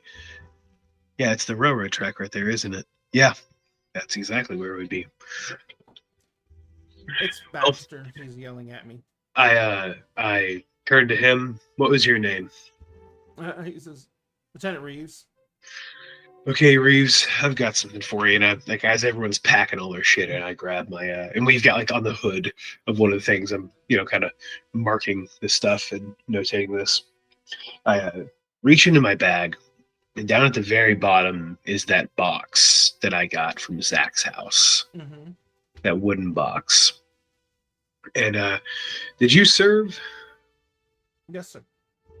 What Marines, branch sir. were you in? Marines? Well, then I think you've more than earned this, and I hand it to him. I got this from a guy who tried to save these people but went about it the wrong way. I killed that man because he tried to kill me. And I think you're more deserving of this. And so I hand him the box, and it's got the like pro-gripped Mm-hmm. 45 in there. And he opens it up and looks at it, and he's like, "Thank you." Hey, I go and like I know where the ammo's all kind of stashed, and I believe that I had like one box of 45 long Colt that we had found. I think there was like he said there was like 1 or 2 boxes in all of that stash that he had, and so I go and I grab that and I go, use them well, and then I grab I retie the duffel, throw it on my back. Yep. Yeah, because he doesn't. That was an award piece. He never intended to really fire it, so he kept the ammo around just because. Yeah. So Lieutenant goes, "Oh, I'll give him a minute to come back." So the lieutenant goes back to issuing orders, and you see him taking the box of the pistols, and he takes it and he stashes it in the Bradley. Kel, Alex helps out with the wounded. You do lose 2 more soldiers. Yeah. Just because they literally need surgery, and there's no way they can do field surgery in this location, and there's also no one qualified enough to do field surgery. Yeah. Nope. Yeah. So Alex is just triage. Yeah, and they basically do the whole. They make them as comfortable as they can as they bleed out. Giving them painkillers enough to make it less violent, and then when they bleed out, they take care of it. Yeah. And then but that takes all this preparation. Probably takes about 30-45 minutes. Andy, as everyone's actually moving their stuff down to the boat, because like I said, the soldiers cleared the path and they made sure there's no walkers in the way. As everyone's kind of moving their stuff down to the boat, the soldiers are helping you guys load the boat. And the lieutenant comes walking up to you, and he says, "I heard what the commander said to you, what he offered you." And he says, "The offer still stands. If any of you wanted to come with us." He says, "I'll tell you right now, we eat well." He's like, "But we do this shit all the fucking time." He's like, "I know you guys are going out there yourselves and you're going to go on your own." He's like, "I don't think the commander would look down on me rightly if I did not at least try one more time to win you guys over." And he kind of and you see he's carrying like a soft rifle case, and he says, "Oh yeah," and he zips the thing, he pulls out the sniper rifle, and he's like, "And we do really have better gear." Andy just gets big wide eyes, whoa. Goes, "Look, while I would appreciate cooler gear, I also ultimately just want to. I've been on the run my entire fucking teenhood. I just want to fucking settle down with family at this point, my guy. I know it's the apocalypse, but his face is hanging like a hound dog face because you're saying stuff, and he's in his brain. He's like, "Oh, that'll never fucking happen." I know. Andy's like, "Look, I know it's the apocalypse, and I know that's maybe kind of a pipe dream, but at the very least, I can spend time with the people that matter to me, and even if we don't settle down, because the reality is it's the apocalypse. At the very least, I can be with the people I care about." He kind of he says, if we cross paths again, number one, I hope it's going to be as allies continued. This is number two. I want to be finding out that you got what you wanted. He kind of looks at all three of you and he says, everything that we just went through, I don't think it's even going to be close to what you're going to have to go through further on. And he says, the commander thinks that people who are actively trying to help others deserve to help in the best way they can. And I would be remiss if I did not tell you that I think that what the organization we work for is trying to do is the best thing we can do for humanity in general. Whether we succeed or not, it's the best try that we've got. And you're not wrong. And he Is there... he kind of puts his hands and goes, but everyone has to die the way they choose now. Is there a radio channel we can get in contact with you guys if we're in range of you? He kind of stops. He's like, it's really hard to say. He says we tend to do we can use a random repeater. I hold up. I still have one of y'all's walkies. Do you want it back? No, you can keep it. He says, cool. That's the best way to do it. He says, if you ever hear a double squawk on any of the channels, then leave it tuned to that channel for the next hour. He says, and you should get a corresponding message that will tell you, that will ask you for identification. And he basically takes out, he pulls out like a little hand notepad and he writes down, and he's like, this is a general clearance code. It's not going to get anything special. It's just going to tell the people that you encountered one of our groups and that you are listed as a friendly. That doesn't mean they're going to come get you. That doesn't mean they're going to give you help. That means that they're going to listen to you. And that's more than I expect in this kind of world out there. Because let's be fucking honest. Like, the end of the world brought out the worst in us. It was already there. The world was already on fire, but it brought out the worst in us. But it's also capable of bringing out the best in us. Okay. Because yeah, go ahead. We're all just trying to fucking survive out there. It's not the greatest. It is a planet of terror, but we're getting through it. He says, all I gotta say, tell you about the situation that we're all in is that this group that I'm with, we started with 300 soldiers at the beginning of all this. 300 trained men, 10 officers. He says two battalion commanders and the commander himself. He says there's 60 of us now. He said, and we're well armed, we're well equipped, and we get to return back to a base that has doctors and medical facilities. I'm not trying to scare you. You guys know the truth of it. But that's what you're choosing to give up. Exactly right, I am. All right. Look, man, this world's a meat market at this point.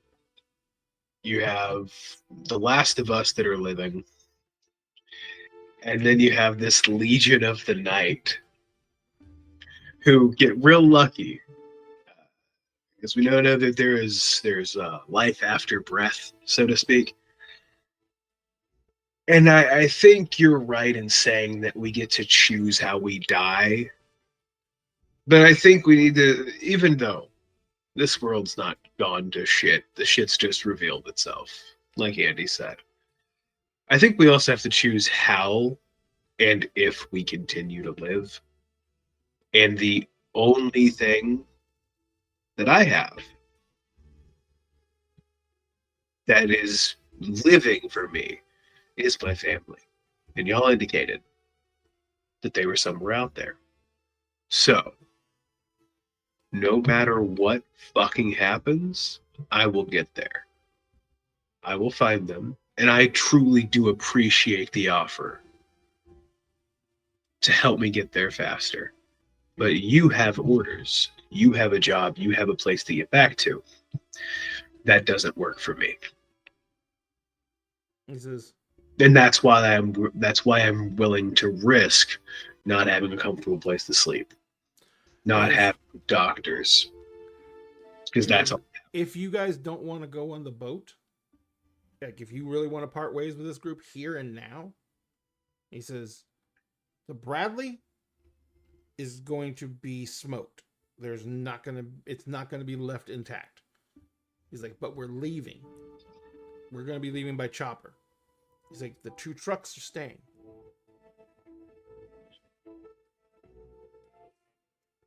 Like, You want to take the what? He says they run on diesel. He's like, I know where to get that generally. yeah, That's he pretty easy to says- come That's by. easy to make. yeah. If we had to.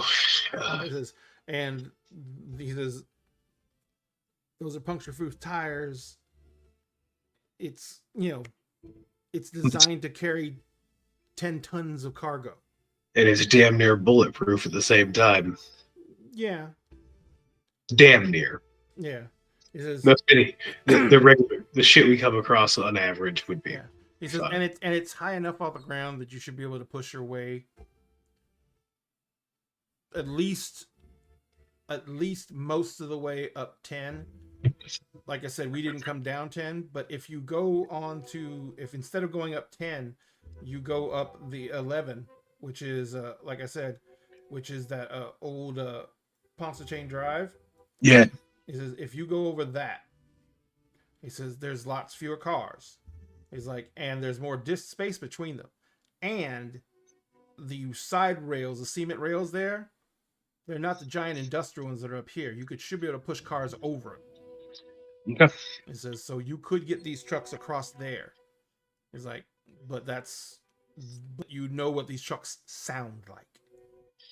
And you know it's going to be like a dinner bell wherever you go.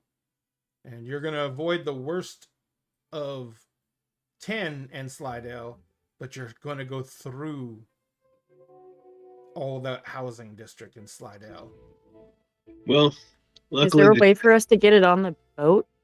No. No. Okay. Yeah. No. That's fair. It I is didn't know how big the boat was compared to this, because like sometimes you can get vehicles onto boats. Boat is basically a decent sized shrimp boat. Oh, okay, then yeah, no. Yeah. No way. well, if we can keep moving, the dead don't move real fast. And if they surround us, I can take care of that. He's like, it's up to y'all. He says, I just wanted to let you know. Like I said, SOP would normally be to torch everything. Yeah. He says, but the only thing that I won't leave behind is like, we're taking the 50 off. He's like, we're Yeah. taking all the munition out. He's like, but we're not going to leave a Bradley just fucking sitting around. That's fair. That's fair. He's like, so. I'd prefer to have I mean, you don't want to act like you're brain dead. yeah. You don't want to act like a machine head. Oh, God. Yes, I heard By the way- that. By the way, Started to I say- I don't know how many y'all caught, but that was 6. That was 6 different ones in one tiny speech. I'm proud of myself. That Guess I one, got 3. yeah. And technically, I got 2 in one line. The Last of Us that are living, Last of Us and Last of Why do you think I did this? Oh yeah, I know. Yeah. And ladies and gentlemen, if you're wondering what they're talking about, we've been playing this little game. I started it by using the line, "We're all the Walking Dead." I made the statement at the beginning of the campaign. If anyone said, the moment that someone said, The Walking Dead in the game, it opened the floodgates for me to reference as many zombie movies and TV shows as I could So We have without not made it using our the word mission. zombie. Yep. I've made it through. We've made it through about 30 at this point. Something like that. Give or It's a take. good list. Yeah. Someone needs to go through and clip all of these for us. That's Yeah. now your job. We know you have too much to do anyway, but that's your job. And I Kel, clip a good portion of them. You did. Kel, what is Alex doing while this is going on? Well, after he finished tending to the PMC guys, he was going to start dealing with civilians to help him patch up any wounds there. Not many people took very many hits because they weren't concentrating on them. Yeah. The only time they really came under fire was when they first went up the street, and that was just Yeah. because there was fire going everywhere at that point. Yeah, but I see maybe even if they weren't hit by bullets, seeing like, okay, any cuts and scrapes for like maybe broken glass, stuff like that. It's quick to get that done. Yeah. And what's her name is the only real bad injury. Yeah, and I'll double check to make sure how that they were patched up appropriately. They're Do we need it? Well, appropriately as best we can, considering what we got. We were fired at by Jean Baptiste, and it was kind of random.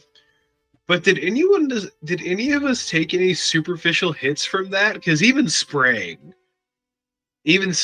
randomly, I just The want biggest to. problem is what I saw happening is John Baptiste just fucking enraged.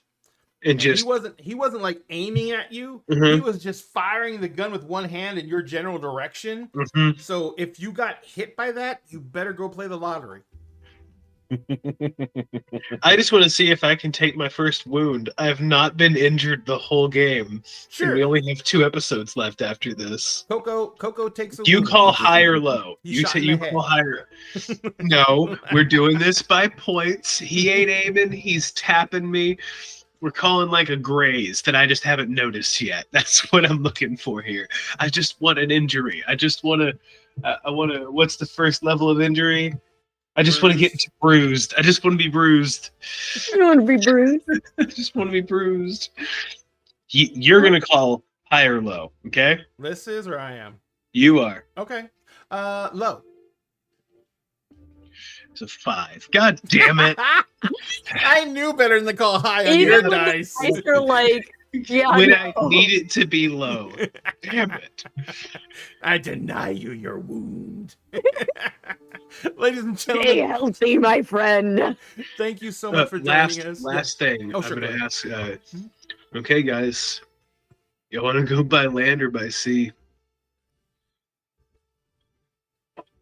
As like doesn't really matter. We're in a Z nation anyway. Oh no! Okay, I thought we made the rules clear. No direct references to the word Yeah, we can't zombie. say zombie. That's just- part of it's it. zombie. That's just Zombie. Z. It's just Z. It's Z's. It's true. They do actually use Z's and Zeeks. Yeah. Yep. Yep. Don't worry. Shaun of the Dead was like one of the first ones we did. Yeah. Yeah, we got Sean. We got the Shaun of the Dead, Night of the Living, Day Dawn. of the Living, Land of the Living, Dawn of the Dead. Yeah, I got all of the Living Dead. Yeah, like We've done Reanimator, Last of Us, Reanimator. Walking Dead, Evil Dead, now Army Z of Nation. Darkness. You 28 guys weeks need to later. start figuring out how to add numbers on the end so you can do Evil Dead 2, Evil Dead This is all the Evil Dead too. 3. Well, guys, whatever we do, we're just gonna have to we're gonna have to let corpses lie and move on. I'm fine giving the old Irish goodbye. Just hop in the truck and we go. That's Oh, your- look, it's a diary of the dead in regards to Mariana's. Oh, I was gonna be looking through Zach's notebook and I was gonna use it there, you bitch.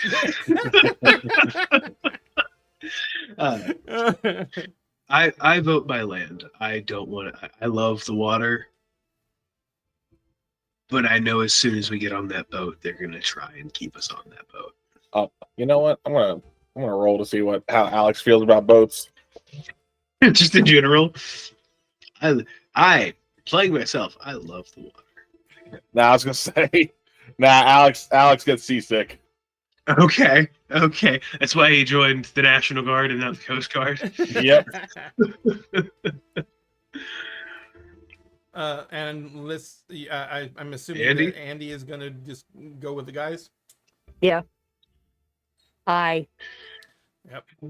Okay, Yes. I go find Gus and Frank, and I know they said they're going with us, and I Yeah. tell them, hey, change of plans. I noticed y'all hadn't packed any of y'all shit on the boat yet. I figured He's like, You we're understand. waiting for green light. He's like, besides, I got a Bronco. we ain't gonna. You want something bigger? He's like, what? It's not the Are they Bradley. leaving the Bradley? Oh, Not the Bradley. I tried. I Mm. tried. What's the next best thing to that Bradley, though? Another Bradley? That transport. How do you feel about a transport that's damn near bulletproof, has enough room that we can fucking sleep in it?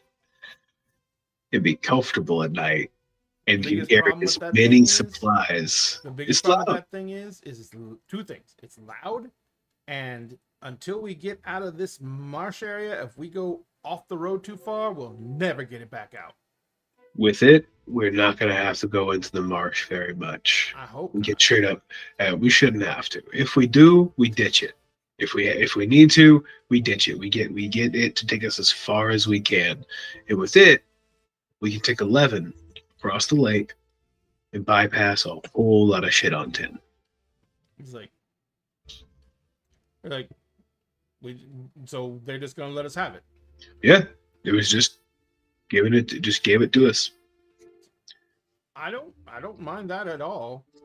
He's like, being on the water, it always sounds neat until you find out how much work it is to keep a fucking boat running. Yeah, and I have a strange feeling if we get on that boat, they're gonna fight us getting off of it. He's like, yeah, I mean, they're gonna do what's best for them. And they know that best for them is having the 5 of us. And I don't blame them for that. But where we're going, they would all fucking die. Maybe not Aaron. I think Aaron could handle it. Maybe Phil. But He's the like, kids can't come. he's like, It's not an option. He says they need someplace safe. There isn't anywhere safe. You know that. I know. But they And- need that. The same as I need to find my family, they need to find somewhere safe. And she says, Frank says, I understand that.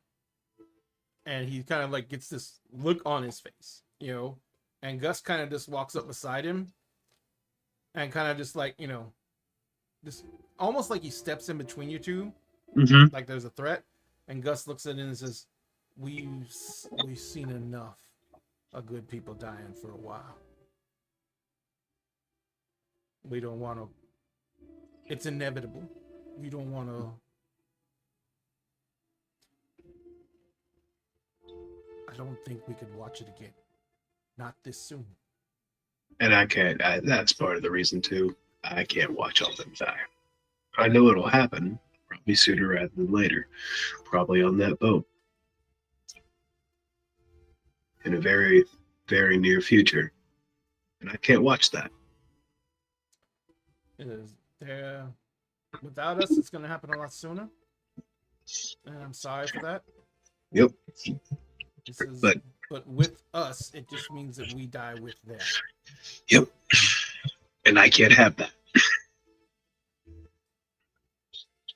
So, by land it is. Grab your shit, load it up. It's like, all right. I'm not saying a We word. already pulled our portions of all the other gear out too. But we had all our shit in the back of the Bronco. Mhm. Everything that was ours. Yeah, But- they had most of the perishables in Mhm. the actual Yeah. food stuff they had. Well, Yeah. the MREs and everything like that were divided up, but everything else they had, like toiletries and extra stuff like Mhm. that, was in Yeah. the back of the minivan. Yeah. So the boys had already separated out stuff for you guys Mm-hmm. and them out of that. Yeah. And so they're like, all right.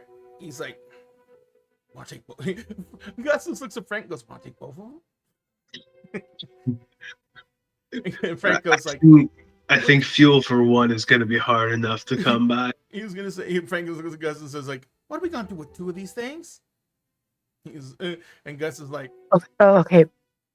But if there is a jack that we can just hook the Bronco to the back of the vehicle and pull it. Is there a winch on the Is there a transport winch that we vehicle can do this? that we There's can not take a the Bronco? winch, but there's that giant hook. There's a standard hitch, Mm-hmm. but there's also a big ass fucking hook that can basically it's a speed release that you can hook trailers to. It's not super safe, but in an emergency you can get something loaded on there real fast. The only problem is you don't have anything to put the Bronco on, so someone would have to ride in the Bronco to use the brakes. I think we're gonna have to take just one, fellas, and we ain't gonna take both transports. That's not gonna work. No, that's what Gus and Frank, when they were talking, they weren't pointing to the Bronco anymore. Oh, They were they're talking about talking the two about transports. Yeah, we'll take one. Go to YouTube. Go pack up into whatever one has the.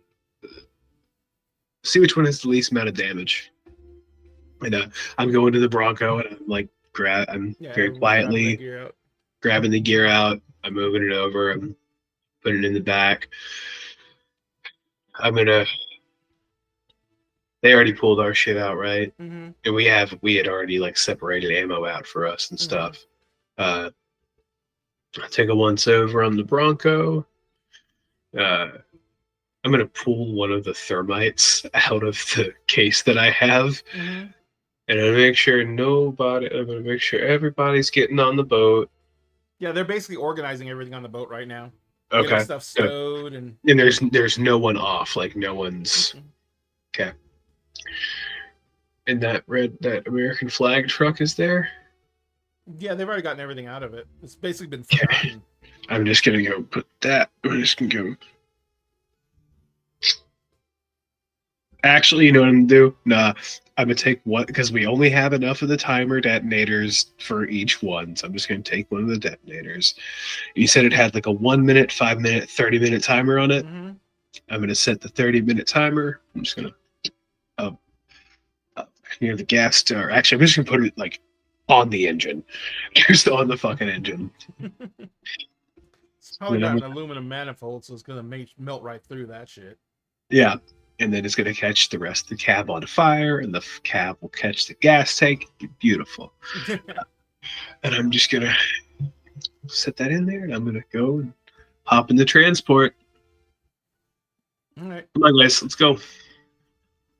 Easier to do this without saying a word. So you guys mounting up on the transport. Mm-hmm. Yep. Frank is in the driver's seat. He starts it up. The big engine roars. You see people on the boat kind of like their heads all pop up and they look. And the transport, Frank just like starts wheeling around the parking lot. Mm-hmm. And people are kind of just like sitting there, not moving, just watching you guys leave. The troops are still there, by the way. Yeah. And so they're like the troops. Some of them just glance over at you, and then they just keep doing what they were doing. Yeah. The lieutenant, as you're doing away, he just like nods at you, and everyone else, all the people on the boat, are just sitting there, standing there, watching you leave. I want to be very clear. They said they'd be taken off in the chopper in an hour. It's been a little over 30, 45 minutes. Like they should be out of here. Okay. I just want to make sure that shit doesn't go off while they're standing there. That would just be rude, you know?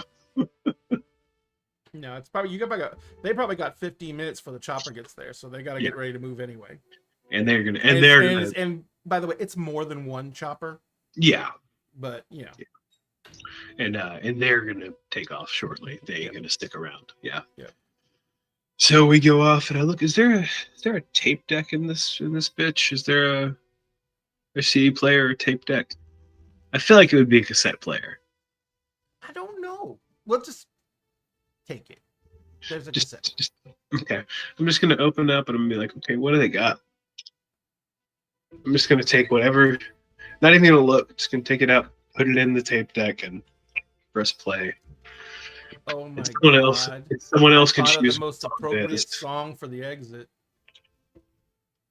You pull out the tape, and it's a mixtape. Mm-hmm. And it literally, the tape says "For the End of the World." Ah! Ah. Okay. You pop it in, and it hasn't been played yet. It's at the beginning. Yeah. As it winds up, Hurt By Johnny I Cash. I have a fucking feeling. It's on my fucking character feeling. playlist, you fuck, or it was going to be, and now it's going to be for this episode. Yeah. There you go. I now have its connection for it. Okay. And we they take ride off the Spice Girls. towards. I'll tell you what I want, what I really want. Just blaring. I can actually see Andy dancing in the bed of the transport as that's blaring. I just I passed out cigarettes. myself today. And you just like, I sure. I just hit out cigarettes to everybody and just kind of lay back in the transport, just laying back in the open area in the back. Yeah. All right. I think that's a good place to wrap. Yeah, for sure. I feel like this is at the point where Andy gets into the cocaine and just grabs a tiny bit and goes, Just limbs. And just depending on how stealthy you're trying to be at that, Alex would definitely like just slap the back of your hand. Oh, both of us just reach it. Like, I'm smoking. I hear the rustling, and I just. That or wait, hold on. This is 2010. Let me make sure the show was even a thing then. Hold on. Breaking Bad was 2008. That's not what I was going with it. Oh, Hold on. When did the show first air? Are you looking at weeds? No. Hold on. Release date. It was at this time. No, I'm gonna give slap. Give slap. Oh Yeah, my that was like God. 2005, my guy. Yep. I Yeah. had to double check. I It's been wanted to be on for safe. like 14 years. Yeah. It released in 2003. Jesus Christ. Yeah. All right. Ladies and gentlemen, thank you so much for having joined us tonight. We really appreciate it. It's been a blast. It's been a fun time. We have probably 2 more episodes because we have to get through Slidell and then the final episode. And we may do an epilogue after that, just a wrap up. Oh, sorry. As we're going, I reach in my bag, little pocket, and I say, "Okay, guys, keep an eye out for this. It'll be on a sign somewhere." And I just hold up a little The moth. sheet. Excellent. Might not be huge, might not be, but it'll be noticeable on any sign down a major road. You see it, you let me know we're stopping. Frank and Gus is like, Moss. Got it. Nice. Yep. Okay. All right. And you'll hear me like fall asleep. Fossil. Like, I passed the fuck out. All right, ladies and gentlemen, again, thank you very much for joining us. We are going to go ahead and start wrapping things up. In order to do that, though, one of the things I love to do is let these wonderful people tell you where they can be found on the mighty, mighty interwebs. We will start off with Liz. Liz, where can they find you on the mighty, mighty internet? Hi, you can find me on all the places with the buttons as Geek Girl Lissa. We do the things and the excite. And obviously, I'm here on every other Friday, but I just started a Cyberpunk game over on 3D Slice of Life Anime Boys Twitch channel. It is the Cyberpunk Red system, and that is already off to a great start. Panzer is the Cyberpunk equivalent of Andy, apparently, already. And I am having a blast with this. Yeah. And if anyone ever wants to try and play Cyberpunk Red, don't freak out. It's incredibly crunchy. But it used to be worse. Much worse. So, yeah, I'm just glad it's not a dice pool. I started, counting the dice, and I'm like, 1, 2. They're like, you only need 1d10. I'm like, oh, thank God, I already counted 15 dice. Excellent. Thank you so much, Liz. Kel, where can people find you on the mighty, mighty interwebs? Hey guys, you can find me on my own Twitch channel here at Celtic Wyvern King. You can find me every Monday from the Halfling Wizard Productions for either Windrise of Aria, which will be the game this Monday using the brand new tabletop system called Surge. Opposite Mondays of that, you can find me there for a 5e campaign or Leia Origins. Every other Wednesday, so not this Wednesday, but the next one, you can find me for the Roguelite, also on Halfling Wizard Productions. We're actually on the final boss of that fight, so I'm in danger. Once that's completed, though, I will be having, well, not even when it's completed, but here soon I will be having 2 new games start on my channel, alternating Wednesdays. The first episode of one of them is actually this upcoming Wednesday on the 11th. It's my 5e campaign, A God's Challenge, which is set in the Plane of Theros, which is pretty much Greece, but for Magic the Gathering. Soon, every other Thursday, early October, roughly, is what we're looking at. I'll be also on Halfling Wizard Productions channel for Reign of Vecna, where I'm going to play a Reborn Paladin. That's going to be really fun. Every other Friday, you can find me here for Jazz Funeral. I play Alex, the one who rolls complete shit on average. And then on the opposite Friday, you can find me on my own channel for a Stargate 5e game, which my next session is actually this upcoming Friday the 13th. So I got things planned.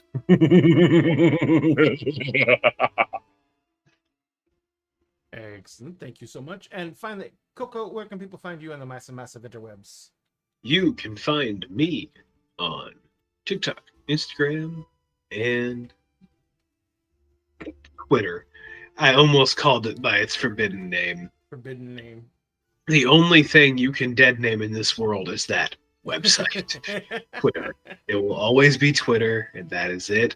But yeah, TikTok, Instagram, Twitter, Threads, but I don't post on Threads. And if you see me on Twitter, no, you didn't. It brings me way too much joy that in far too many countries it got It's been banned. Yeah. It's been censored because they think it's an adult site. Yeah. Yep. Excellent. And you can find me, of course, on here playing The Walking Dead Jazz Funeral, playing myself. Oh, Coco, we lost you. Oh, Yeah, I was like, what the hell happened there? I don't know. Camera kicked out. like the camera and mic at once. I wonder That's if the weird. kitty jumped on the computer. Oh, $5 it was Rogue. Yeah. Probably. Rogue jumped on the computer and disconnected. Oh, I'm sorry, kitty. I didn't mean to kick you. Sorry. My cat wants food and he's going crazy on my feet. So if you want to find Hipster GM stuff, oh, he's back.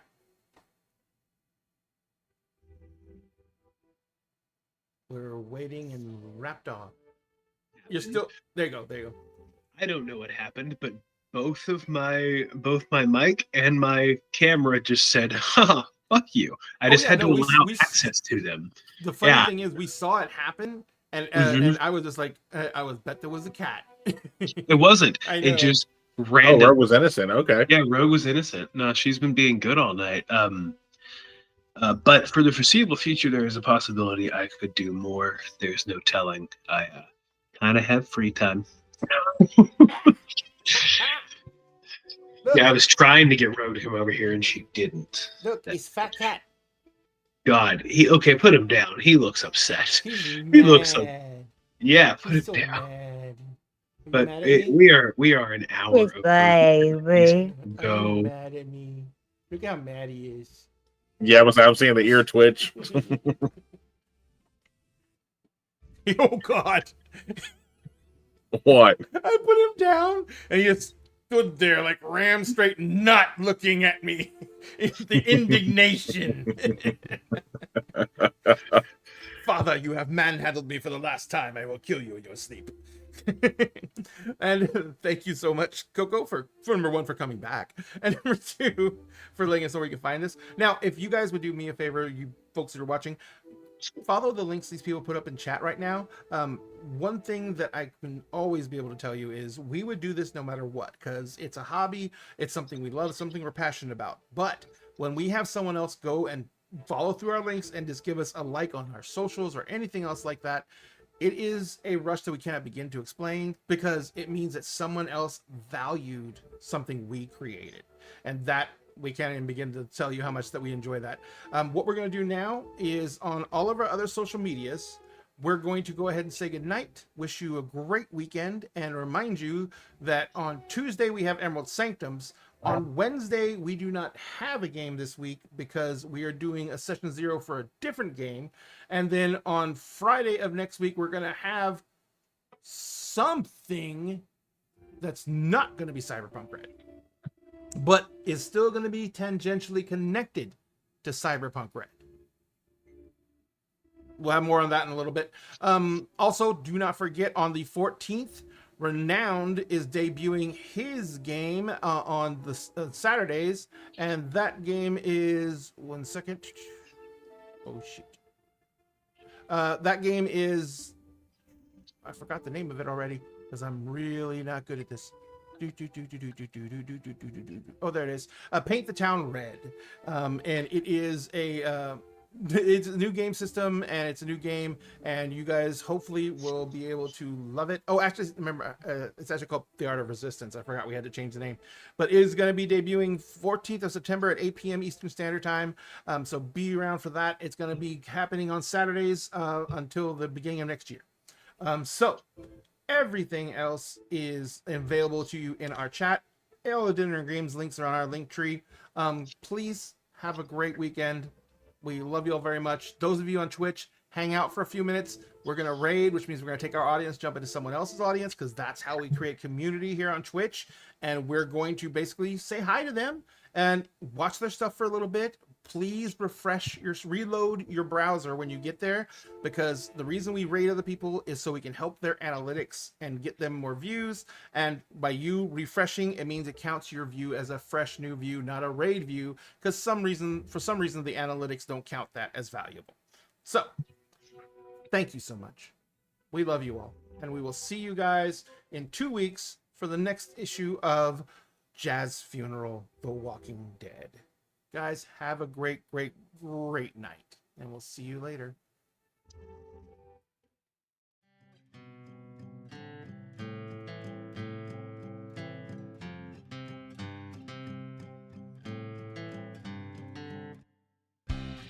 When I sit across the table from you, once a week, a month, or like every 6 months, depending on people's schedules. So the clickety-clack of dice in our crew keep me warm inside before we smack down an evil cold just to gain a level. And we roll.